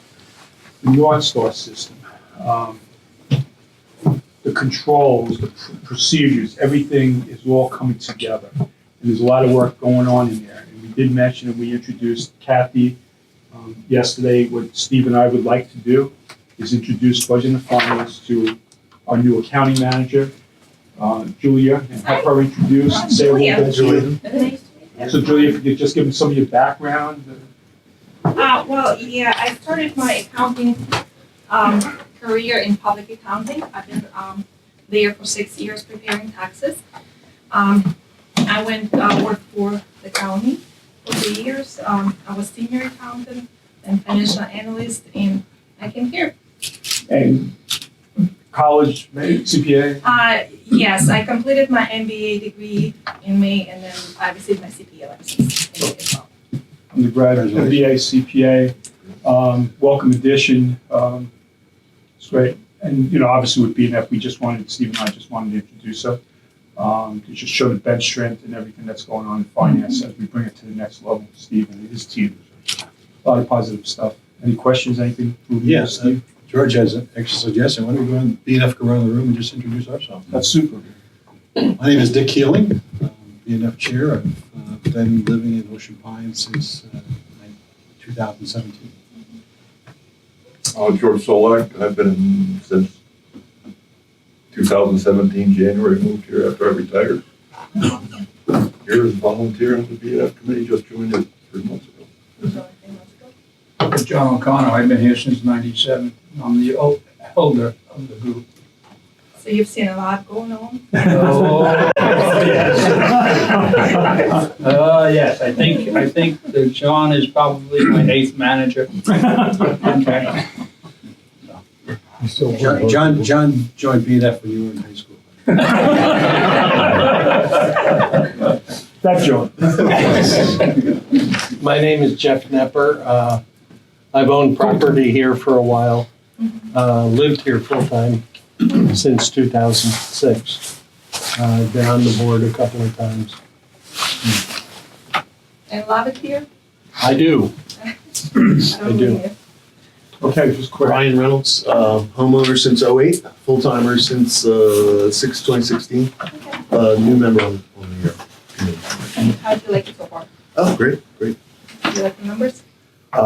Yes, I do. I do too. They keep them growing. That's a good sign. Bob Kessler, and I've been paying assessment to Ocean Pines for the last 46 years. I think this year they're gonna get it right.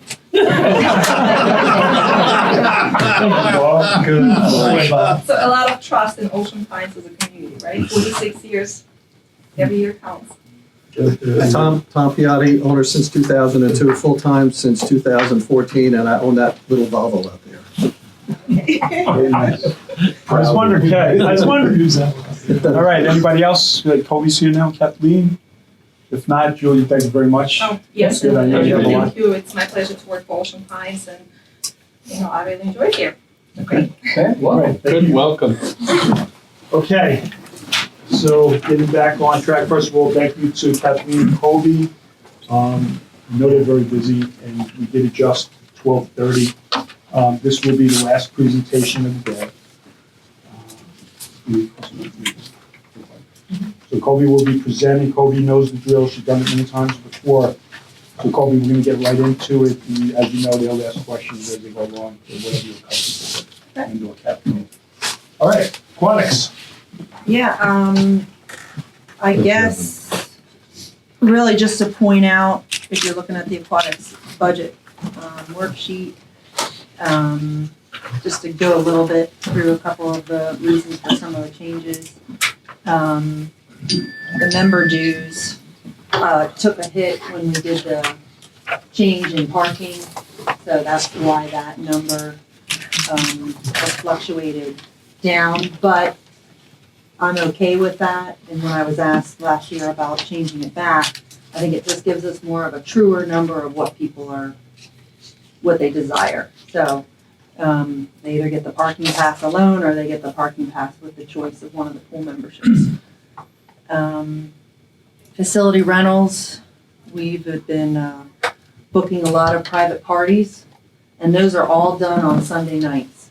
So if we have the opportunity to do them on other nights, it could bring in more revenue, but right now, the only opportunity we have to do those are on Sundays. And we do get a lot of those. We are looking to raise that increase going into the summer with the new guide coming out. Coupons, I'll just leave that for what it shows. I think everybody knows. People are just not buying as far out as they used to. So that's where that is. Everything else is pretty much swim classes, cash fees, food. We're not going to be doing the snack bar at Swim and Racket this year. We just found that with the cost of running it against the cost of revenue, it just wasn't worth it. I think that the first year we opened, when the food wasn't as good at the yacht club, I think the yacht club just coming forward and people are just bringing food over there and they're doing more food, eating there. However, I am working with Lewis a little bit on ways that we can expand food from there to Mumford's, because I know people ask about having food at Mumford's pool. So, well, what are the numbers on that? I mean, I got to tell you, because I use that pool a lot, and I'm not so sure I agree with you. So that's okay. What's your analysis on that? As far as the snack bar? Yes, Well, I can tell you that when you look at that $13,000 in food sales, that is also vending from the summer at all the pools with ice cream. That's not just strictly the food, the snack bar. And it just, Kathleen, you had more involvement in it. We just didn't have. So part of my role is that I visit all the pools multiple times on daily. So it's not unusual for me to be at Swim and Racket 2-3 times a day. In addition, I was in charge of the snack bar last year. And there were times if you were to look or have Julia pull the cash receipts, we'd have a $37 a day. That it didn't make sense. The only days where we actually have any appreciable amount of revenue would be as if we had a swim event in the evening. There was times where we had $0 at all, and it come to be 2-3 o'clock in the afternoon. And at that point, I'm putting salary against it. So looking at the salary spent, the cost of food, the fact that we did not generate revenue. And I think that the numbers, because of the fact that there's a blend, there's not a separation between vending and specifically like Turns Grill. You can look and it's Turns Grill, it's nothing else. That we really, and if I needed to run the cash receipts on a daily basis, I think it would become very clear very quickly that if I could isolate it out, that would have been a loss. Yeah, we just didn't. Now we're still going to offer ice cream and soda and snacks, which we do at every pool. We just weren't looking to staff it and have the hot dogs and the pizza in addition. Well, and we probably should have this discussion offline as to how it was operated in the past or last year particularly. So I'll just leave it at that. We probably, Okay. before we, That's just a recommendation. Obviously, this is why we're all here. That's just our recommendation. well, I would say that if we're gonna keep it open, the, the operations of that has to change. That maybe the work group will want to run. I mean, in all Pardon me? seriousness, maybe Ralph and them would want to run something over there with the snack bar. My opinion is there was a lot of lost revenue over there last year, so I think probably something we should talk about offline. Okay. So, I just want to go back to the coupons. I mean, you Yep. mentioned that we all know what's going on with the coupons. You might just use something without buying them. But in the past, when somebody bought a coupon, that money went to the balance sheet. When they utilized it at the pool, we recognized it. Correct. Then we made the change, and that's why you have that big bump there, because we recognized that we did the change in accounting. So you got the advantage of the change with the coupons. Yes, last year we added, I think it was like 75, Right. 77,000. I got 80,000 money, Yeah. that's fine. But now, when you say, well, because of the coupons, what I don't understand with that is this, and maybe I'm missing something, is whether they're buying those coupons or not, it has to do with when people utilize the pool. So even with that, that was a one-time favorable hit to aquatics. It really shouldn't matter because they're not buying coupons, because then they're using something else to go to the pool. And I don't know if it's true for us to say that, because they're still using the pool. They would pay for it one way or the other. Right. Unless when they utilize these coupons, because you're saying that we already recognized that revenue in 2019. Now, when they utilize those coupons, we don't recognize it now. That I can understand, if that's what you're saying. Well, I think that, Right, Steve? Yeah, I can understand that. Is that what you're saying? yeah, I just mean that people aren't putting as much funds on the cards up front. And even Right. though we did get the money when it was Right. recognized, I Right. think that this year we would have gotten money from people that bought 3 years prior. It's just we're not getting that the way that you said. Right, it but makes let me do it, sense. right, and let me help you out. So it's because it's not that they're not buying the coupon cards anymore.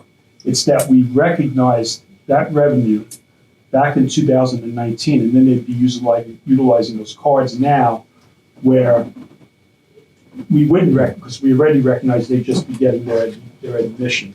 If we were still doing the coupons the way we were doing it in the past, it still would have went to the balance sheet. It wouldn't have mattered. Where Kobe is correct is that, in the sense that if we continue to do it the way we do it, and they did buy the coupons, we would be recognizing it now. But I'm just curious, if we looked at the amount of times somebody, or whatever the KPI would be, the amount of swimmers that we had, if that actually went down. See what I'm saying? So if we did every year, 30,000 swimmers, has that number, or we just don't have that kind of information? You know what I'm But we saying? have that data. We do have it? Yeah, we have data, and we could do it historically for you, year by year, pool by pool. I'd be curious on that, because that would really tell us whether or not they're utilizing, because the pools are always packed. Yeah, that data's captured, and That would be a true and I KPI. would certainly think that if we could break that out for you in That'd be like a great. 2 or 3 year It's not a lot period. of work. I don't think so. No, I Because we collect that daily, monthly, so I don't think it'd be a great deal of work, but I think you would see usage has Yeah, I'd like to increased. see usage, that's the. Usage has increased. Yes. However, with the coupons that are now expiring, Right. then there became a tenant, that people were tentative, like, well, I understand. I'm not gonna spend $100, so maybe they purchase it differently. Right. That burned down the coupon cards that you had. Right. Now they have the debit card option as well, Right. which, so I certainly, that we have that information, can provide it. That'd be great. And I'd really I like to think see you would certainly see that usage I totally is agree with you. I every think- single year I going up. think, right, exactly. So let's see that. If, yeah. Not a problem. I have it You have it done, I ready? just didn't bring Okay, it that's with fine, me, that's but I already have it. No, I really like to see that. Yeah, that It's data's not part of the captured. offset too, if you notice, like the cash receipts has increased. Yeah, you Well, put their cash right, in that was their my coupon. point, right, and that's my down. whole point, is that they're using the pool, they're paying for it somehow, Yeah, some way, it's different, somehow that's all. other. I don't believe that if we look at the bottom number for aquatics, it if it does go up, down, whatever, if it's going down, it's not necessarily because of coupon cards, is what I'm saying, that's all. Yeah, And it's that's- just it's placed somewhere else. Right, Just points. exactly. And I think on April 30th, when whatever the board decides is gonna happen with balances and things like that, Yes. then I believe that people will purchase coupon cards because they're very easy to give to guests or Yes. grandchildren or whatever. They'll just be more selective in the amount of purchases. I mean, you'd have people that would come and put $300 on a coupon card, but now I think they'll say, okay, well, we'll put 20 on there for the summer. But I think you're gonna continue to see that number in purchases has declined until we hit that April 30th year mark. Perfect, thank you. And I can bring that Yeah. tomorrow morning when I come down too, just because we already, the one thing we have noticed is the growth, and especially at the beach club. You would think with the beach club, we would actually have had less people because of but it's actually making more money now. The beach club pool is making more money now. It does have less guests, but it's making more money because, so. I think you'll see it at the yacht club as well, with the change in policy at the yacht club. Yacht club Then is you'll easier. see that we have a greater attendance and we're making greater Right. revenue Oh, I believe as you. the, Yeah. as the I believe family, people are coming in. So I think that we can demonstrate that as well. Yeah. Yeah. No, that'd be great. Okay. Well, I apologize if I No, said it wrong. No, you Just didn't a say it. coupon taking that hit. Fine. It's just the way that it's No, it's good. that's different. No, it's great. Miscellaneous is all the swim teams, the Ocean Pine swim team, Stephen Decatur swim team, and any other swim teams that come out and might rent the pool for a period of time. That proposed number for next year is what we're expecting, but we're looking possibly at more because we are gonna up, we just haven't decided exactly what that rate's gonna be. But we are going to increase our cost from the swim teams going forward, because we haven't done that in a while. Yes. And then. You have a question? Hold on, Coach. No, I got a meeting at 1 that I got to go to Comcast, but Oh, okay.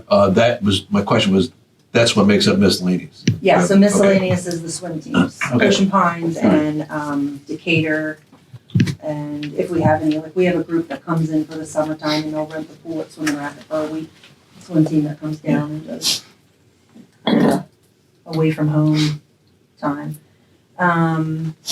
Jumping down to expenses, payroll's a little down. Some of that has to do with the fact that I've been switched around a little bit and reallocated. Thank you. That's what I'm looking for. Yes, They spread you thin. They spread me thin. Same number of staffing for next year as forecasted this year? Body, same people, number of people?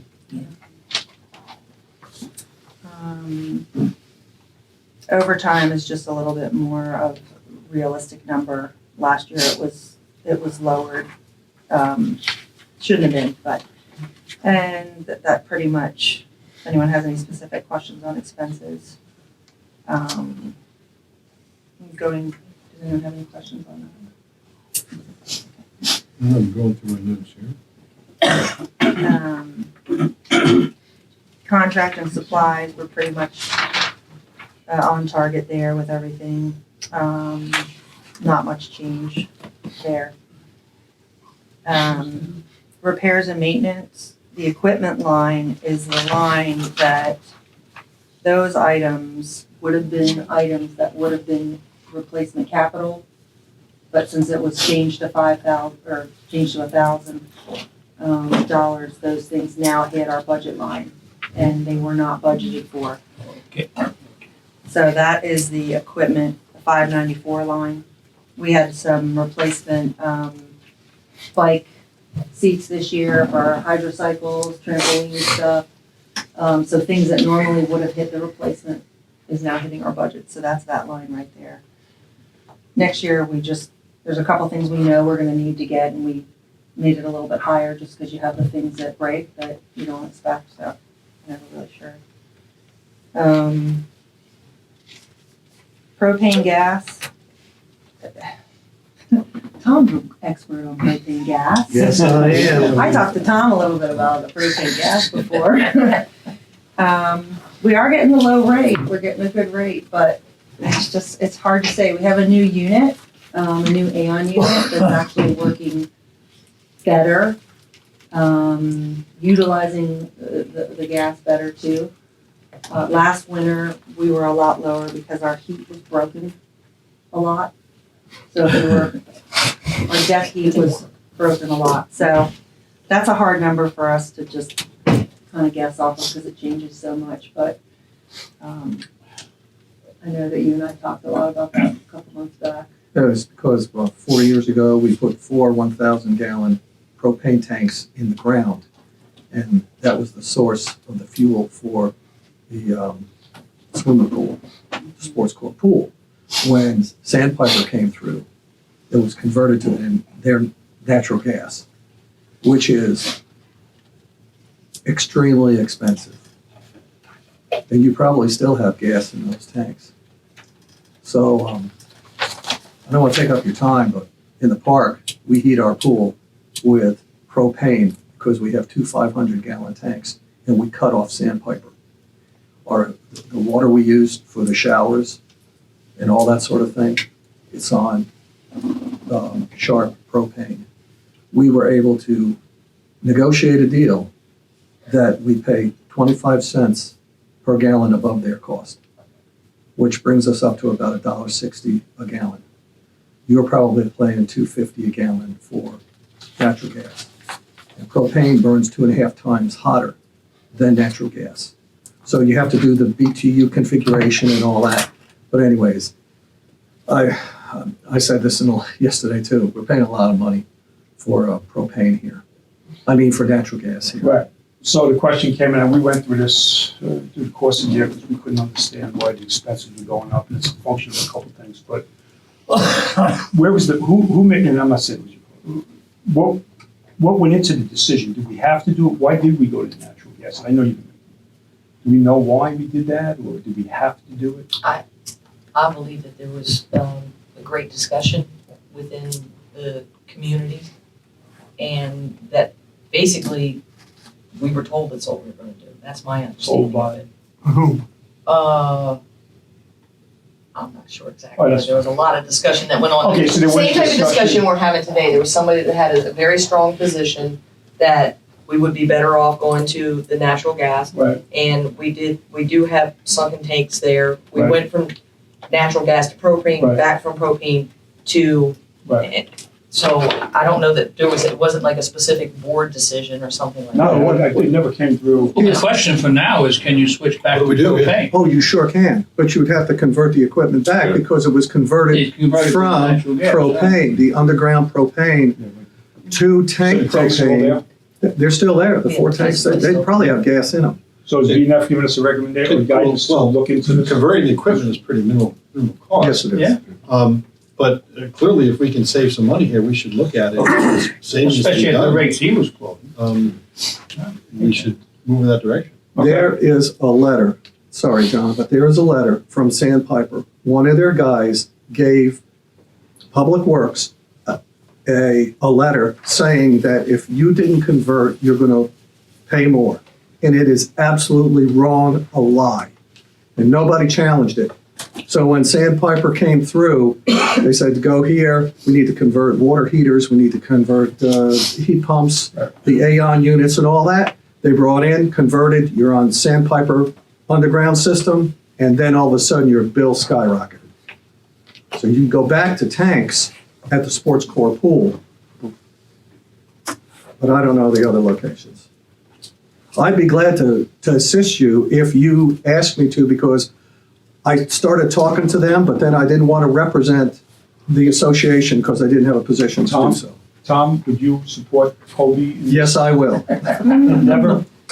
Thank you. Yeah, because I know when we did bring this up, because Kathleen and I had talked about it for a while and going back to the propane, and when we had talked about it with one of the members of Public Works, they stated with our new Aeon unit, it was sent specifically to be utilized with gas, and it would be hard to switch it to propane, and we kind of left it at that. But I would like to investigate further into that, because I'm not familiar enough with units. Be glad to help you. So, yeah, that would be great, so we'll. So can I also ask you a question, Kobe, to you, Captain? As far as the temperature of the water for the sports court pool compared to last year, is there a reason? There's no variance in my temperature. My pool is, so this is how it works. It's set at 86 degrees in the heater for the fire heaters. That translates to 85 in the pump room. It translates to 84 in the pool. That's just how it works. And there's no temperature difference in the air. It's set the same. It's just last year it didn't work.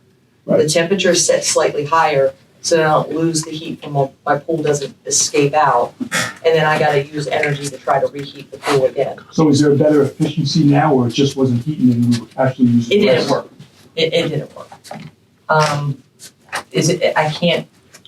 I can't say if it's more efficient. It's warm now. But it's working, it wasn't I working. achieved the temperature that I'm requesting. It satisfies at this point. And it helps that we have new glass doors that, you know. Yeah, we have better insulated doors. We do. Last year we had broken sliders and that didn't help with Okay. keeping air That's in a there point. too. So Yeah. we did get the new sliders on in the spring. The standard is the pool water is 83. When you get out of the pool, the air is supposed to be 85.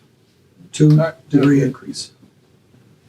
Yeah, My we've water's had- 84, my air's 86. Yeah, we've had no issues with, no complaints, I should say, this year. You would think that with the new doors, that energy bill should be going down. It's not. Yeah, I mean, it is glass. The It was sports. glass before. Yeah, I'm saying the sports core pool is not your typical indoor pool, and I know that we've talked about this every year. It's kind of a greenhouse structure over a pool. It's not your normal brick building, so it's always gonna be a little bit more to heat it. And year to year, it's the same building. Yeah. And the price of utilities has gone way up. It has gone way up. Yeah, you're right. All right, so We're let gonna look into Tom switching is to gonna propane. work with Kobe and some combination, and I think we're on the right track. Meanwhile, I really believe Aquatics moving the right way. Jeff?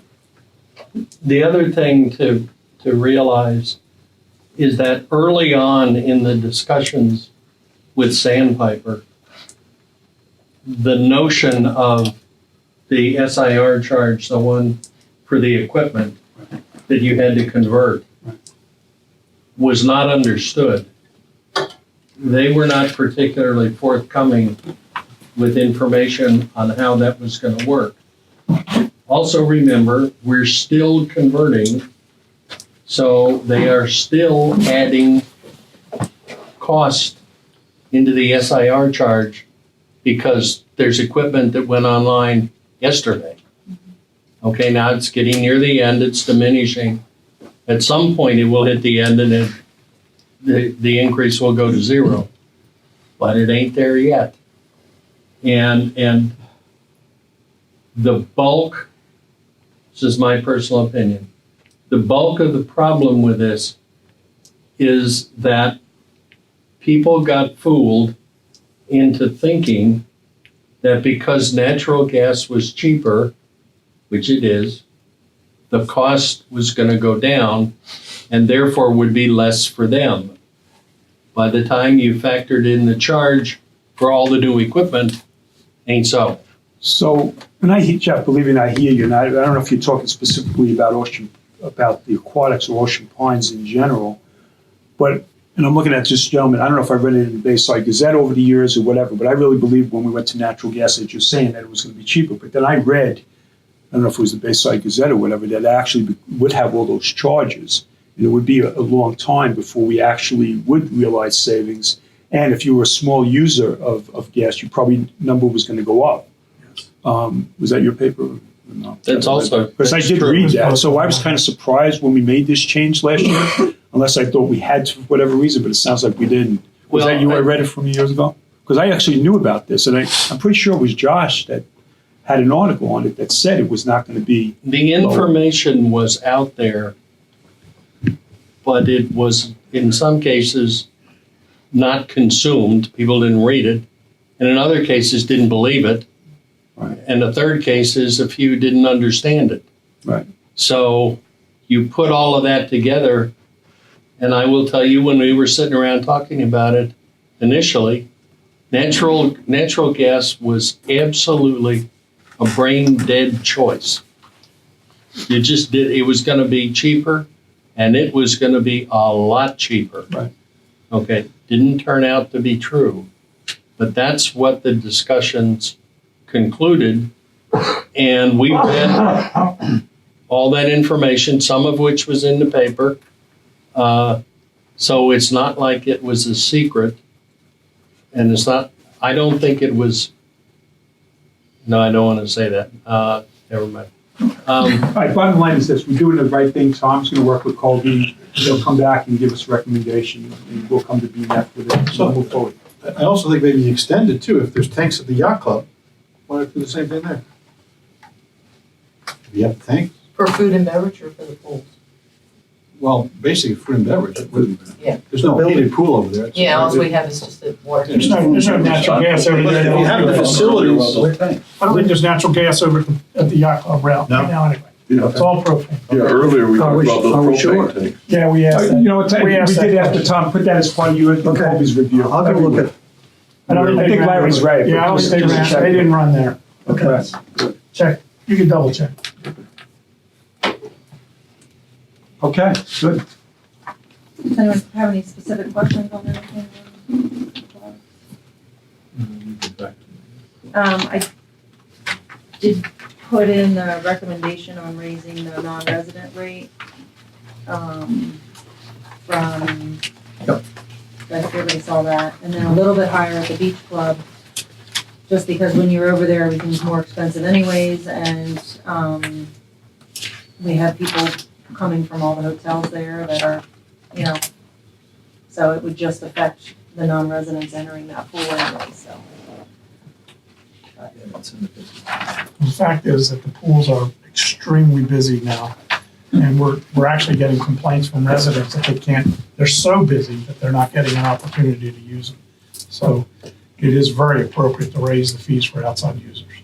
I think too, though, that I think it'll be interesting to see, and since, we do keep statistics every year, it'll be interesting to see how that affects the crowd, because last year I remember at one of the board meetings in, I think it was July, I brought in the data, and there wasn't that many non-residents at the yacht club. Now, the beach club is heavily non-resident used. Yacht club, it was just, people assume that if someone says they're from Philly, they're not a resident.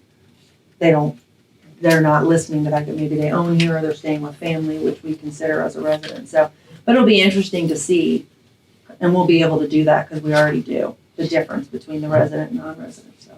The pool capacities are based on what, like number of The fire lifeguards? marshal. No, it's the fire marshal gives us a capacity, and then they're. Based on what, the size of the pool, or the number of lifeguards? Well, the lifeguards have to have, if there's 50 people or more in the water, you have to have 2 guards sitting. Okay. So if there's less than 50 people, you have 1 guard, but we always have 2 guards there Yeah, 2 guards, anyways, you have 50 people. regardless. They may all be sunny, but they Right. could all be in the water. We have 2 capacities, one that's set by the fire marshal, and that's for the deck. One that's set by the state of Maryland on, in the county, that's in the water. In the water, okay. Yeah. Because I know a couple of times on 4th of July, I think that the yacht club pool was closed. It was full to capacity by 11 o'clock. Right, and they said the fire marshal sets that based on my ability to get you off that pool deck if there's an emergency. So it's done, there's a formula for the water. My assumption is there's a formula for the deck as well. I'm not as familiar with the fire marshal one. And it's a per square footage thing. In the water, that's what it is, per square footage. And particularly at the yacht club, you basically have one exit. Right. Yeah, well, but there's another one over by the bar. But that's not, we don't have input in that. They come just annually, they measure, it's based on square footage, and it's done by the fire marshal. And I actually have those certificates if anyone was curious about it. I don't know how many times you had to close pools because of capacity. Well, we'd have to stop people, yeah, because I this do summer know was 4th of so hot, July, too. and I think 11 o'clock at the yacht club. Typically was closed. weekends when it's really, really hot, holidays. Yeah, the holidays. Right, Yeah. but typically you'll see it, at the yacht club first, and then it'll be closely followed by Mumford's. At which point we'll start to tell people there's availability at Swim and Racket. Yeah. Like this year, I think you have a holiday, 4th of July holidays on a Saturday, which means a lot of people will make it a 4-day weekend. Mm-hmm. So that my expectation is that would happen then. Yeah. But there's a tally kept of people that are coming, then you start a 1 in, 1 out.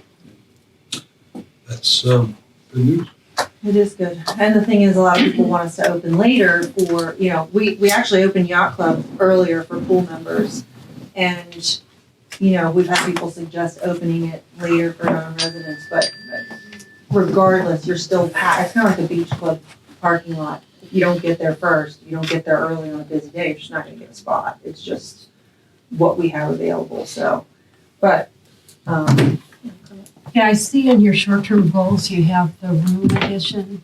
yes, my short-term goal. Yeah, is that, I don't see that in the capital request. I didn't put the room in this year. I still feel very passionate about the space in the room. I actually would like to revisit the business plan of that room and maybe gear it more towards the space we need for private parties, and that was what I was saying before. If we can offer private parties on the weekends, you know, even if we're open, hey, you get a private room, people want that. They want that ability to come in and have a private party. And maybe even on that, a small gym, you know, treadmills, weights. So I'm re-looking at the purpose of that room and what I'd like to try and utilize it for. My after-school program I was excited about, but it took a turn for being something that I just didn't want to go that direction again. So I want to look at a broader need for what the community is asking for. So Kathleen, what's your thoughts? Well, I wanted to tag on to that a little bit too. You have, if in my staff, you have a lot of people that hold certifications to be able to teach. We can teach CPR, we can teach first aid, we can teach lifeguarding, we can teach a lot of things, and we hold the certification for it. And when we teach, I have to go somewhere else. So I have to either ask Debbie if there's a room available. We teach for Parks and Rec as well, or I have to ask the fire department. When I'm doing a lifeguarding class, I have my students that are paying me $300 to take a class, oftentimes 10 of them, at the fire department. A lot of them, they don't drive. You can be a lifeguard when you're 15. They have to walk from the fire department over to the pool. So now we're wet and it's lecture time, but we have to go back to the fire department again. I had an opportunity to teach for Coastal Bays this year, and I think, don't hold me to the number, it was like 14 people to get everyone going into the summer, every kid that's on a soccer team or their coaches are CPR trained, the lacrosse, your camp counselors. It's a very high demand in the spring because everyone's required to be certified. And so I really genuinely think if we could build into a room, an educational, it could be the same. You could have a party there, but that you could also teach, like here, that we genuinely could generate revenue, and it'd be a much more positive teaching environment for me to be able to teach, lecture to the lifeguards, then put them in the water, and not having them cross the parkway and walking down the pond. So I think as a tag along to Colby, I think we have ideas that we could utilize it for more things. And so this would, we're working around it this now. is what would replace the aftercare. Well, use of it. My business plan that I have presented for a few years in a row had the training room that Kathleen's talking about / after school program, because we're trying to find ways that we could, if I like to offer something like the hydro bikes, I want to try and be able to show that we can offset the cost of it, which we did with those. So we were trying to come up with ways that we could help and bring something to the community that we think is a need. Now, when the after-school program was so highlighted, and then everyone's like, we don't need that, we don't need it, decided to look at it a little differently. The party room, the training room that she's talking about, we have the 4th graders that come in there. We're teaching on the deck. We have a lot of opportunities for training. A lot we do, but as Kathleen said, a lot we have to move to. But the room itself, training room, party room, a fitness room that people have been asking for. I want to regroup on the business plan, relook at it to encompass all of the things that I'm hearing, one that we already were asking for, but taking that after-school program part and maybe looking at it as more of a fitness thing instead, because that's what I'm hearing is more of a request.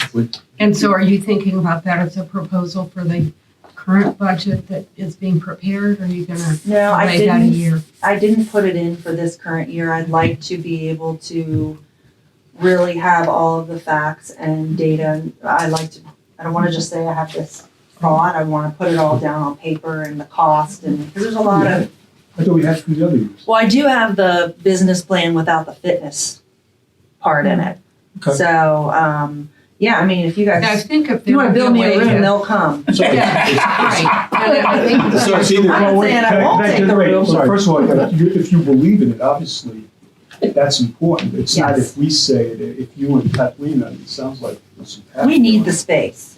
Yeah. Bottom line is we need the space. That's- We need space at that pool. We've outgrown ourselves, and if, we can't expand on we did expand the pool a little bit because we put the steps in and got a shallow end, and it's utilized heavily for swim lessons. So when we resurfaced that pool in 16, we did get a little bit of a bigger pool space.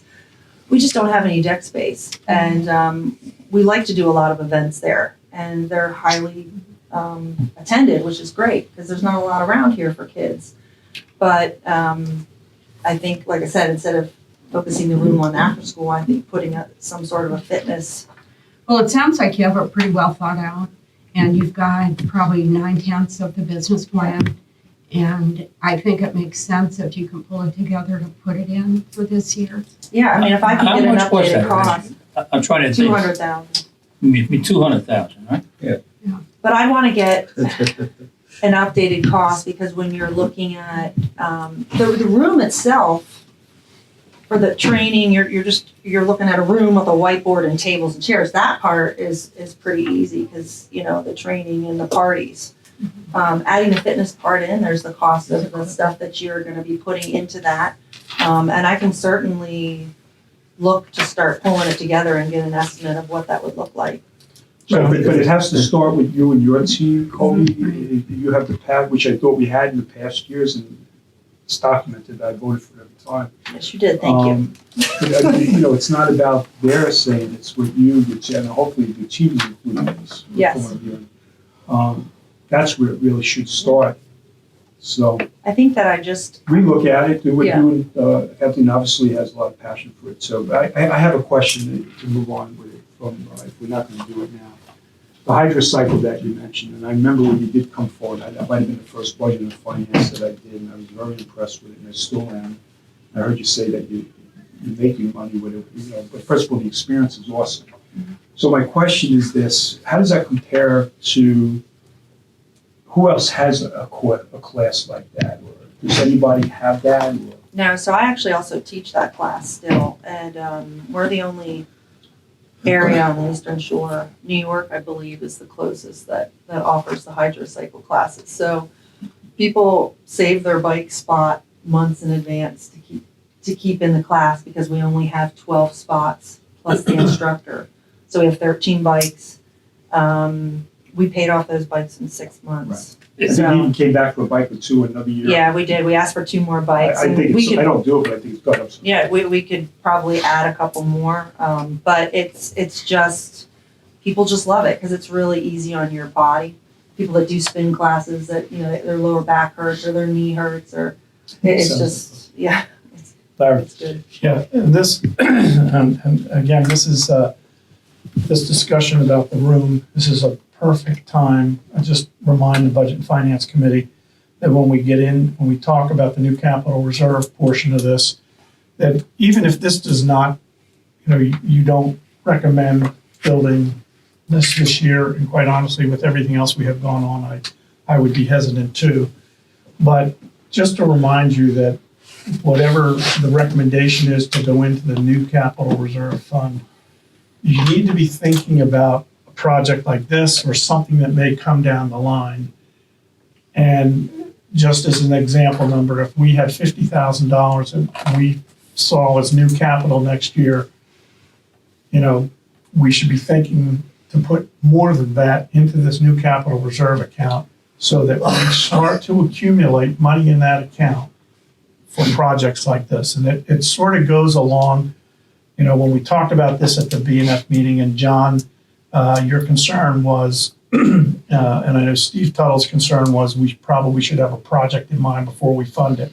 This is the type of thing we're talking about, so that the new capital reserve fund is designed to deal with new capital expenditures this year, and it gives us the leeway to add more in there to start to build that fund up, so that 2 years from now, 3 years from now, we would have the $200,000 in there to go along with this project. How much is going in this coming year? We don't know yet. We haven't decided. We haven't decided. I thought you had a percentage already defined. Well, it's up to 10%, so that would be about, I think the number is what, 198,000. 198,000? Is the max. Goldberg. We already used some. We just signed a piece of paper like 5 minutes ago. The guy was counting hamburgers before. What do you think?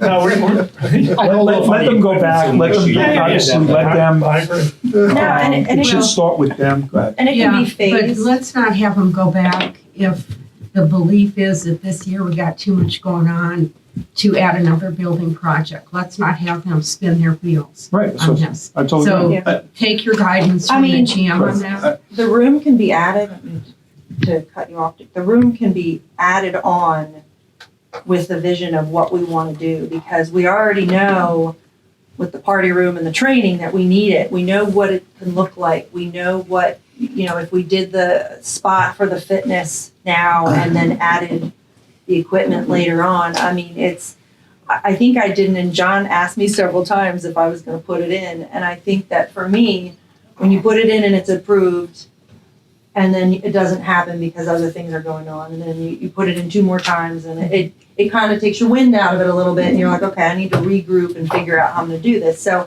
I'm still very passionate about it, as I know the team is, and we need it, because we are growing, and we can only grow so much, and I say that every year. We're going to hit a capping point. We're getting very close to that spot. Well, this goes, and this goes back to, again, Colby, the direction that was given to the general manager when we approved the new capital account, that John is to keep a spreadsheet of the new capital requests that are made, and whether they're funded or not, we'll still have a list of those requests. Right. And an estimate of cost. So I would suggest, and of course, talk with John, but I would suggest you come back with it so it gets on the list, even though it's been on in the past.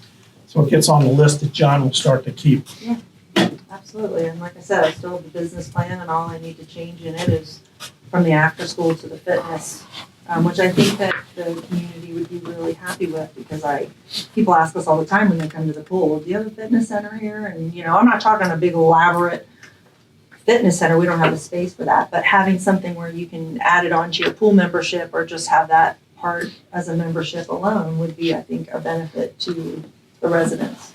So. Well, I would encourage you to, continue finishing your thought process, put it on paper. If you have a bigger plan that makes sense, I wouldn't go to piecemeal right away just because you maybe want to do something quicker. But if there's a bigger plan, I would think that through. You can always fall back and do it in small pieces, but if there's a bigger plan that you have, I would put that forward. Olympic-sized pool with a walking track up top and Parking garage, 6 floors, municipal parking. No, that's why I say that. That's a lot of hamburgers. That's right. Okay. Kobe, anything? I'm sorry. There's no, I'm not. Kobe, there's many different scopes for a fitness center. I mean, you can do a lot or little. So that's why I'm saying, think it out. If you think there's a need for some level of fitness center, present that. I'd love to hear it. Yeah, no, I do. Okay, I'll thank help you, Colby. We got a fitness center in the park. I saw I can it. give all the costs for Great. what it costs for Tom us and to I are having maintain. lunch next week. Yeah, but that's for the old people, the one he's got. Okay, on that, does anyone have any more stuff? On your business plan, I'm getting picky, but on page 2 on the business plan, it says yacht club, pool, outdoor, adults only. I think the adults only Oh, and you take that is a out. missed right there, yeah. Right. Thank you. That's all right. That's the thing, because you had it in bold Yeah. letters, all right? And then on page 4, you have weaknesses. The second one, covered pool is an item of dissension among OP residents. I have my personal note, just my personal note. Too bad for them, the pool's here. It's been how many years, John? Yeah. 12 years? Get over it. I agree. God almighty. Well, I should probably have taken the S off of that and just put. All right, now, the resident. And on the first one, you say people are protecting their territory. Is that the situation at the yacht club pool? Yes, like Do they someone will throw- come in and they'll save we their. throw towels over 7 Yeah, benches? and Oh, okay. it causes issues. I mean, that's actually minor in the big scheme of everything, but it's a big issue amongst the aquatics. Okay, the next question you Height of their already chair. answered. And if they can find it, they can have it back. Right. And actually, John, you had asked about the hydrocycle class on the page 8 of the business plan. It shows that growth that we've had coming, and I want to try and add another class in going forward because right now it's just Sounds like it's paid for itself. 6-month payback is, yeah. Adam. So Each class is full? Yep. So you're not accepting any new people? well, we try and do every once in a while. I teach because I teach water aerobics. I've been teaching water aerobics at the pool since '07, and I still teach the hydrocycle class. And I'm always proud of myself because it's straight revenue. So I'm always excited that my classes that I teach, everybody that pays, it's because it's part of my job now. You didn't put in for your overtime? No, I don't put it for my overtime. So I'll teach a class every once in a while for new people to try it so that they can sign up because that way they get an opportunity. So. Okay. Anything else? Okay. Catherine, what kind of background, how many years you have in athletics? In aquatics, 7. I've been here since September of 2012. That's very good. She worked for Granger and Purdue, Smithfield, Ranger. Nicole, you go, how much you, this is my 7th budget process, 6 years. as far as aquatics and. Oh, aquatics, let's see, without giving my age away, Oh, no, I'm sorry. 30 years. I didn't know you were. I guess the point is that we have. The point is, there's a lot of experience, there's a lot of background with our aquatics team. That's good. Okay, sorry. All right, so if there's nothing else, rackets. Oh, we got rackets next? Yeah. And we have 3 separate budgets, right, for that? Yes. But I thought didn't we talk about consolidating that at one time? Yeah, I think for ongoing reporting purposes. we need to- Yeah, so Okay. Steve and I spoke and we're gonna figure all that out in North Star, so it was really, thank you, Kathleen.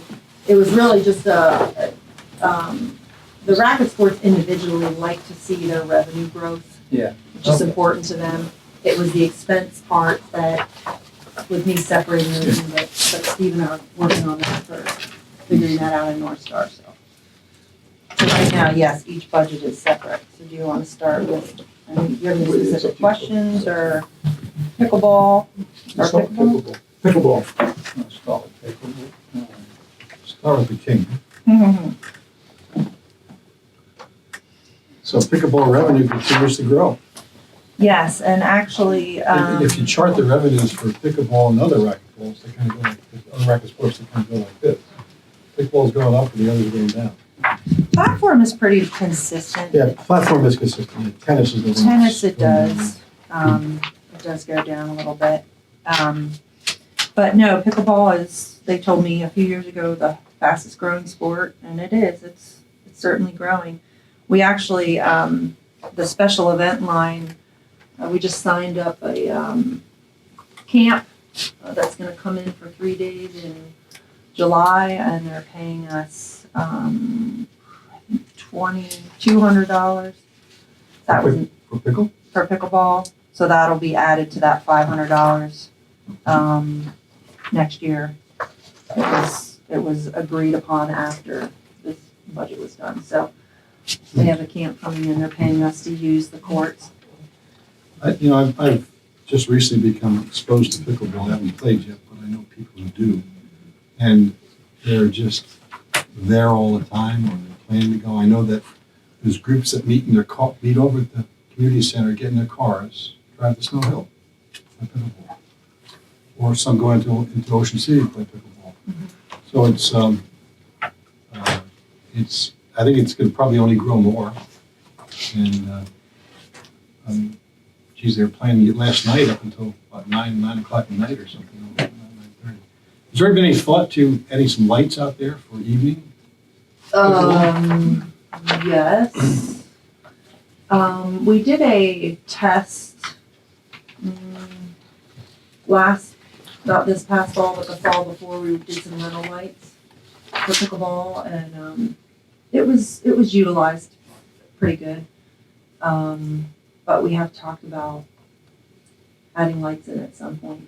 That gives you some of the warmer days to extend your pickleball playing. Which, in the off season, there's quite a few pleasant days when you get out there and play. Yeah, September they're pretty good, and tennis was great. Tennis worked with me on allowing pickleball to put lines down on one of their hard courts that has the lights, and they utilized that this fall.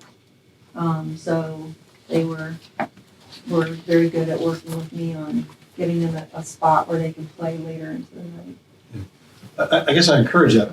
If tennis is not going to see much growth, or maybe even plateau, and pickleball is showing growth, doing those kind of things to create more pickleball time is well worth it. Yeah, we are, and I do want to say for tennis that I'm really excited and hopeful that with the team that's in place going into the summer with Terry Undercoffer and Tim McMullen, that tennis will start to see a little bit more growth, because they're going to be working on bringing in some events and stuff. So hopefully that will go on an incline.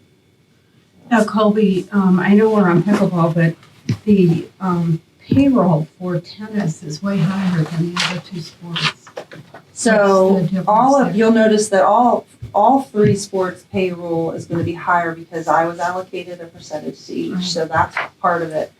The other part is that we have a tennis pro instructor, so that hits that. And out of the three sports, tennis is the one that's probably utilized by staff the most because of the rolling of the courts, the clay courts that they have. So that is just a little bit higher in regards because of what's needed to take care of tennis as opposed to the other sports. So, thanks. Yeah. Does anyone have any specific questions on pickleball? Not much change other than. Speaking of court availability, what's happening with the courts over at Swim and Racket? Whenever we're down there biking around, there's never anybody there. Yeah. Could they be converted to pickleball courts? Winds. What's that? Wasn't it the winds? It's not a wind over there. That- Oh, the win for the Pickleball. pickleball. We just had them redone to tennis because they were really in bad shape. Yeah. They are not utilized that much through the winter, but I do know the homeowners over there were really verbal prior to them getting fixed and very grateful after they got fixed. So I know they're used. I have no idea how much. I'm gonna say we bike down there regularly over the years, and so we haven't seen people there. This year, we haven't seen people there in past years. I haven't been down there maybe enough since they've gotten repaid to notice. Yeah, and they were not well. Yeah. Yeah, they Good were to in be bad used shape, prior, right, so so- that's why they weren't getting used, sure. Yeah, but I know that people were happy that they were Just- repaired this summer. Good. At And one it's point- still two Yes. courts? Someone recommended putting a bubble over that and making it pickleball, but we won't go back to that. Next year would, is going to That's right. Man, that's a lot of hamburger. Okay. Those are cheeseburgers. Cheeseburgers on this. Anything on platform? Want to go to platform? Or does anyone have anything else on pickleball specific? No, the rest of the costs are pretty Yeah, they're pretty straightforward. Good. Platform, again, it goes to the negative because they got the payroll cost from me allocated that wasn't there before, so Oh, so you're the cause of that. I am. It's my fault. You're projecting on tennis, you're projecting a $29,000 loss. I would like to say on tennis, It's gonna lose more than golf. that if you look at the contract services, which is what, just about $14,000. That's for the clay courts every year that are redone. Kind of like when you remulch a playground every year, they're mulching the playground, but that mulch goes into public works maintenance. Now we're replaying tennis every year, but that clay goes into tennis. So they're affected definitely in their budget by that 14,000 every year. It's always gonna hit them hard. That's a static number again, year to year to year, so. It is, but it's allocated. It's the same type of maintenance. My point is, it's the same type of maintenance as like if you were taking care of a playground. But again, it's payroll, it's an allocation for you. Yes, the other part is the allocation towards me. So that would be what, just about 20,000 of that payroll and the clay courts, just under 20. Otherwise, they'd come in around -9. And say, I mean, if the clay courts will put over in maintenance, then does that improve that number, okay. I'm just saying, I was Yeah. just pointing out that, like, when we remulch playgrounds, it goes in maintenance, but when we replay the courts, it goes in tennis. So I'm just pointing out that even though that takes a big hit on their Well, part of the Again, difference, budget. part of the difference is tennis is revenue producing and the playgrounds aren't. Yeah, well, no, and it can be, Oh, I think, I mean, years ago, it used to be that it all hit everybody's own budget. It's just some switched and some Yeah. didn't, so. So Colby, do you think the events that you're gonna try to get generated will offset that? How much revenue are you thinking could come in from events? Terry Undercoffer, who is our tennis pro, is trying to get us working with the USTA on coming in. They actually love our facility and want to come in and do their own event there, which would pay us a per person fee.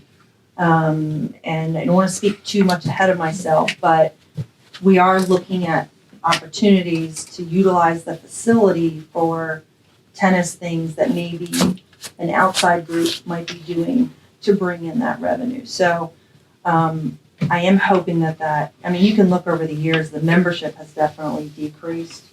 Some of that unfortunately is because some people have passed away, and some of it is because they've moved over to pickleball. We have lost some tennis players to pickleball.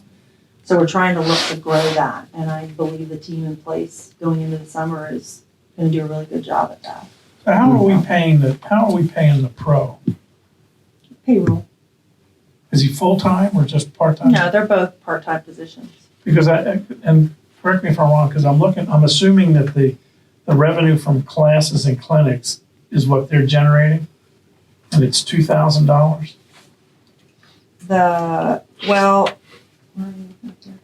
Yeah, so we didn't, that will hopefully go up. That is one of the reasons why we've made a change in the staffing going forward. I don't want to give a number that I don't have any idea on, so I'm going with a number that I know is attainable. So the staff that was there prior did not do what I had hoped would happen. So now the staff that is there going forward, I believe will do that. I just don't have a number to go off of. If that makes sense. My issue is that we're now, we're talking about a $28,500 projected loss. That's a lot of money for tennis to lose.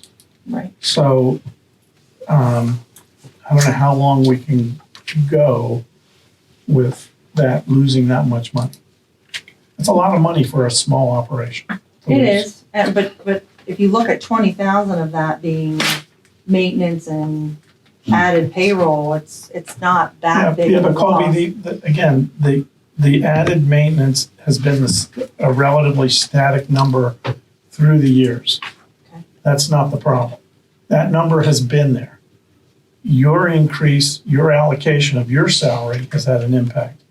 The real problem is that member dues have gone down, and we're not generating more revenue by other means. So, if you look at 2017, the actual revenues were at about almost $32,000, and you're proposing next year to be at about $24,000.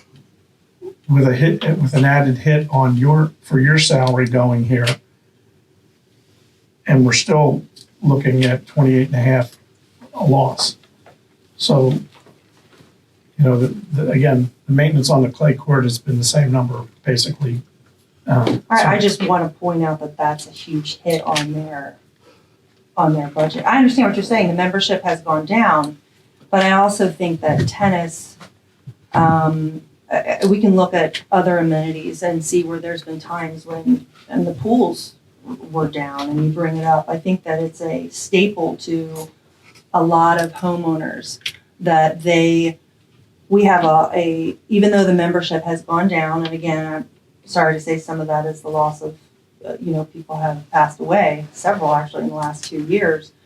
It's a very dedicated group of homeowners that pay that membership. And so, and they're there every day. I understand that, and I'm not advocating we get rid of the tennis courts. That's not what I'm saying. What I'm saying is the loss number now is getting to a point where it's recognizable, and just to we need to have a plan to try to bring that closer back to zero than letting it continue to expand more to the negative side. Right. That's my point. No, and I understand that, and that's where, in regards to the revenue portion, I'm not going to overestimate what I believe that the possibility is there for us to do in the upcoming year. I'm going to put what I know that we've been capable of doing, and then hopefully going forward, when we're all sitting here next year, we can go, look, tennis made $20,000 extra. I don't know. I'm just saying I don't want to put a number to make it look good. I want to wait and get a real number. But I am feeling very hopeful with Tim and Terry that we're headed in that right direction. So hopefully that negative number will continue to go down. I think you're saying there's upside here. Yes. A lot of upside. You're hired a pro, and you're not really given much revenue associated with that. So you get 6 months in, if nothing's happening, you're thinking about making a change and doing something different. No, I was gonna say, what does the pro, what's the value the pro brings to those individuals that are the tennis fanatics? I mean, that's, I guess. Yeah, so our, the tennis, Terry, that's our tennis pro, he teaches all of the programs for the children that are gone through the rec department. I couldn't tell you right now if that revenue goes to rec or tennis. I'm not 100% certain. I'd have to look. But he teaches all of those programs for the children over there. He teaches one-on-one private lessons. So all of those things are stuff that we're hoping to expand more on. He's been wanting to do, there's a lot of children interested in doing an after-school, afternoon indoor tennis clinic. We don't have space. These are things we did not have until you hired. We had them, we didn't have the proper person with the motivation to do it, and I believe now that we do, without getting too into detail. How long has he been here? Terry, he'll be a full year in the summer, but he just was getting acclimated this past summer with our other He's a real newbie. Yeah, so. Is all his pay here in tennis, or is some of it getting allocated over to Rex for the business he's conducting over there? Because when he teaches for rec, the pay goes over to rec. I was just thinking some of that Yeah, it pay was does. here It would help. does. When he improve teaches the Dennis's- classes over there, I allocate it to 20, yeah. Colby, it sounds like you have a solid business plan in mind, not on paper. Yes, we do, and it's just all coming together now, which Yeah. is why it's not on paper. Yeah. But again, I feel really, really good about, Tim and Terry and moving us in that right direction to hopefully make that negative number, or the revenue. I don't wanna say, I want the negative number to go, but some things were added to that this year to hopefully bring that revenue number up, so. One comment on your maintenance costs. So it's $14K a year to do clay court. I'm not a tennis player. So, is there another kind of court that would require far less maintenance that would be acceptable for the community? There's another kind of surface. We have the hard courts as well. But the clay courts are actually more popular and they're what the numbers So we are. have, this is the, This we is have the them all, old but this is school just- clay, they Oh, I understand it's that. softer on the knees. It's just easier to play on, so I've learned a little bit the Right. last few years, It's a so, different tennis experience. yeah. So, It's not like on the a- knees is a good thing. it is. They just enjoy that better. So we, bring in new clay every spring. Bob with Public Works helps continue to roll throughout the winter. One thing that the last couple winters we've been able to do, and luckily our winters haven't been too bad, is that they've been getting play longer through. The members have been able to play more into the winter because we continue to roll 3 of the courts weekly to keep on top of them. Whereas before, they stopped by now and didn't start back again until the courts were done in April. So we're getting longer play time for them. Did you recommend an increase in member fees? For tennis? Yeah. Or for any of them? Well, for tennis particularly. No, I believe they all went up. I think everything went up last year. All the memberships went up last year, 3%. If I remember correctly. I usually do it back to back. Yeah. I don't have my, If you have declining membership, raising the rates is not going to improve that. I think that's part of it is an age thing. I mean, more, Oh, yeah. more people Just like are flocking to golf. pickleball because they're Yeah. capable I of think it's doing it. pickleball is the, It's the same with golf. Raise the rates, you raise people, you raise the rates. Yeah, you're right, yeah, exactly, yeah, yeah. But that's the advantage of those kids programs, right. to grow the sport. Right. A nice thing is we have Worcester Prep that rents our tennis courts. They bring their tennis team over and, as I said, I really believe between Tim and Terry, who have a great working relationship together, that they're going to be bringing in some really exciting things going forward over there. So, Yeah, and I think the PR, Dr. Brodsky, I think, had an article. Paul, in- yeah. Yeah, in the newspaper. Mhm. And he provided a real solid, PR piece for the Yeah. sport and for parents to be looking at That's in the for the upcoming long-term newsletter too. benefits. Excuse me? That's in the upcoming newsletter too. Great. Yeah. So, yeah, I see good things coming with it. Does the high schools play their tournaments there, or, could we get the high schools to play their tournaments there? So Worcester Prep rents the courts. They rent it for practice or tournaments? They rent it for practice and then if they can use it for tournaments if they need to, sometimes they have. We're trying to fill in the time when the membership isn't there. And, right after school was great. But, all of the racket sport have their own group, just kind of like everybody else, and they're all very heavily involved and really passionate about doing whatever we can to grow it over there and make it bigger, and everybody works really well together, and it's come a long way in the few years I've been there, but I see it continuing to go in a good direction, so.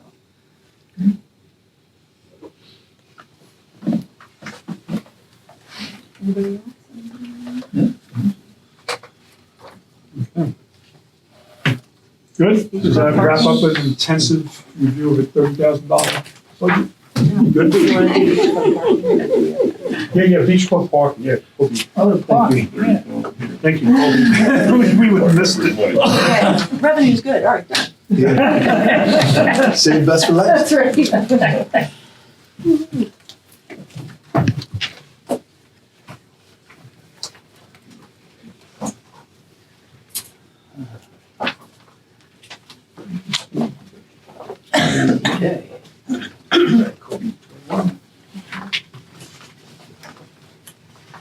Um,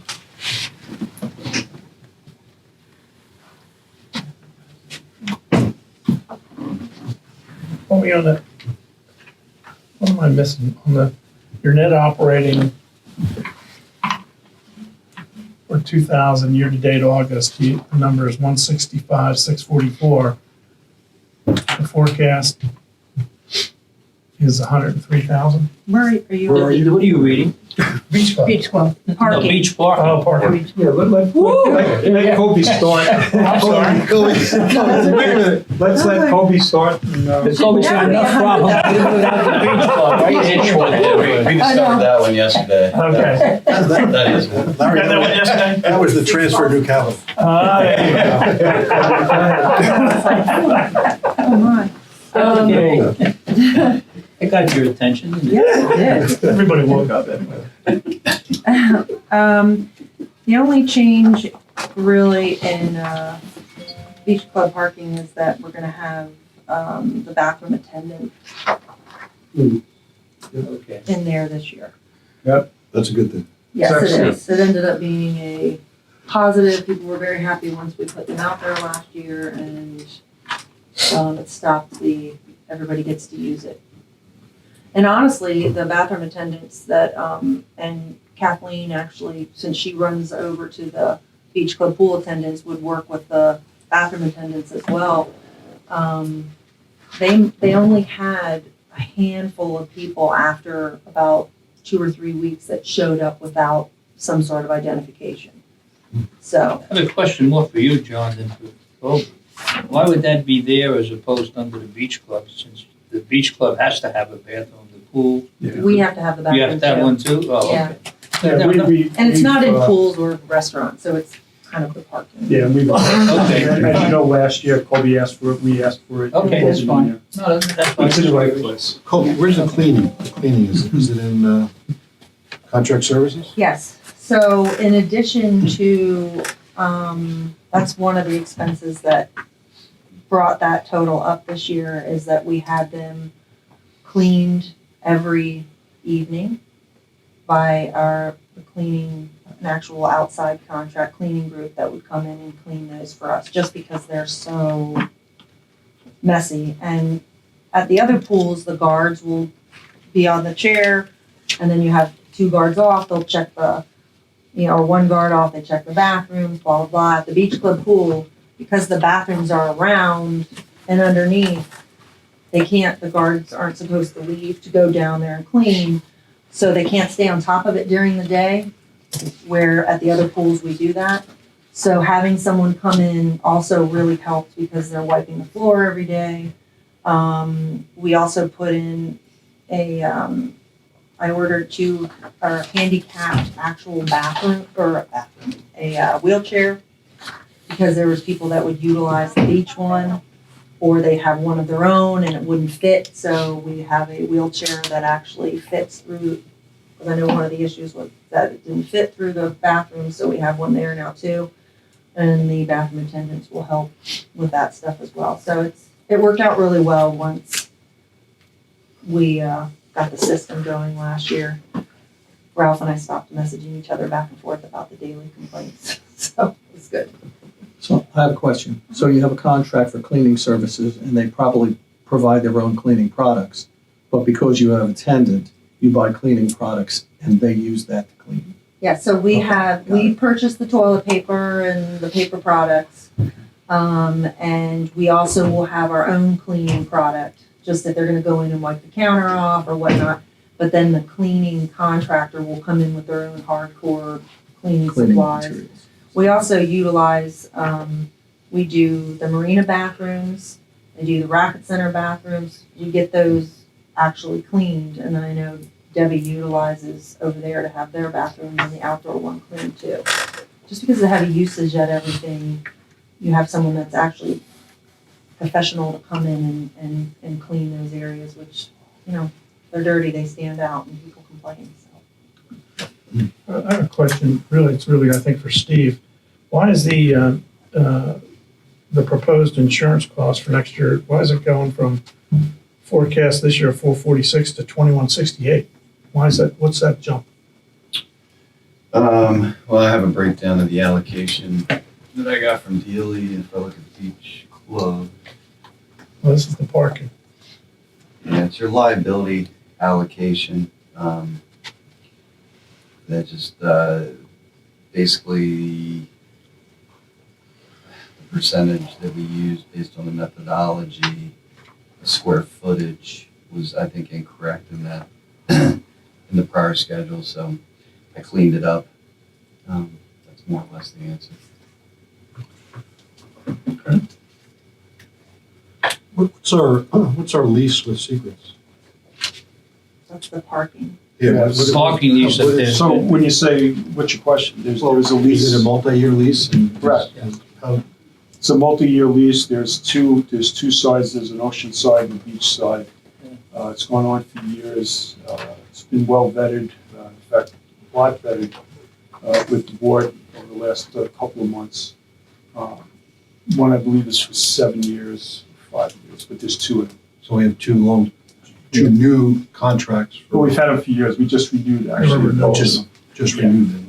Isn't dumpsters in there or something too? That's, yeah. Did you say dumpsters? Yeah. Everybody says dumpster. No, the ice cream place. I know, it sounded like you said dumpsters. Oh. He did. Everybody does. That's a New York accent. I'm sorry. That's a New York accent. Don't say Where's the dumpsters. dumpster? So, yeah, it's in there. The main ones is the secret system. Yeah, it is secret.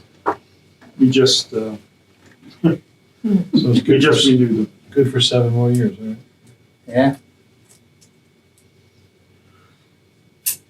What else can you say about the parking? Just bring It's straightforward. dollars on a regular Yeah. basis. I mean, it's I have a basically question. straightforward. I think those Same uniforms number are of just too years. expensive. It's the same church as the Marine. You know, you're talking about variables of Yeah. $10,000. I have a question. 0 for parking lot maintenance. I could attest to being over there last summer one time, and the parking lot was really overgrown with weeds, and it looked like it really could use some maintenance. I don't know if I was there on an off week or what, but Yeah, Well, I'll answer. I'll let you answer. So what happened was, our sprayer, had a medical situation. We had planned on doing it, and I guess we just missed it. But this year, as you heard in the other meetings, we now have backup. Yeah, and the reason why it's not in there is because several years ago, the budgets, each department was specifically charged for maintenance. Mhm. And now it all goes under public works maintenance. okay. So that's why you don't see a price there, but okay, very good, thank you. we're not taking care of it. Really, Well, that's what- I know, it's a good question. If you go this year, bring your week. Okay.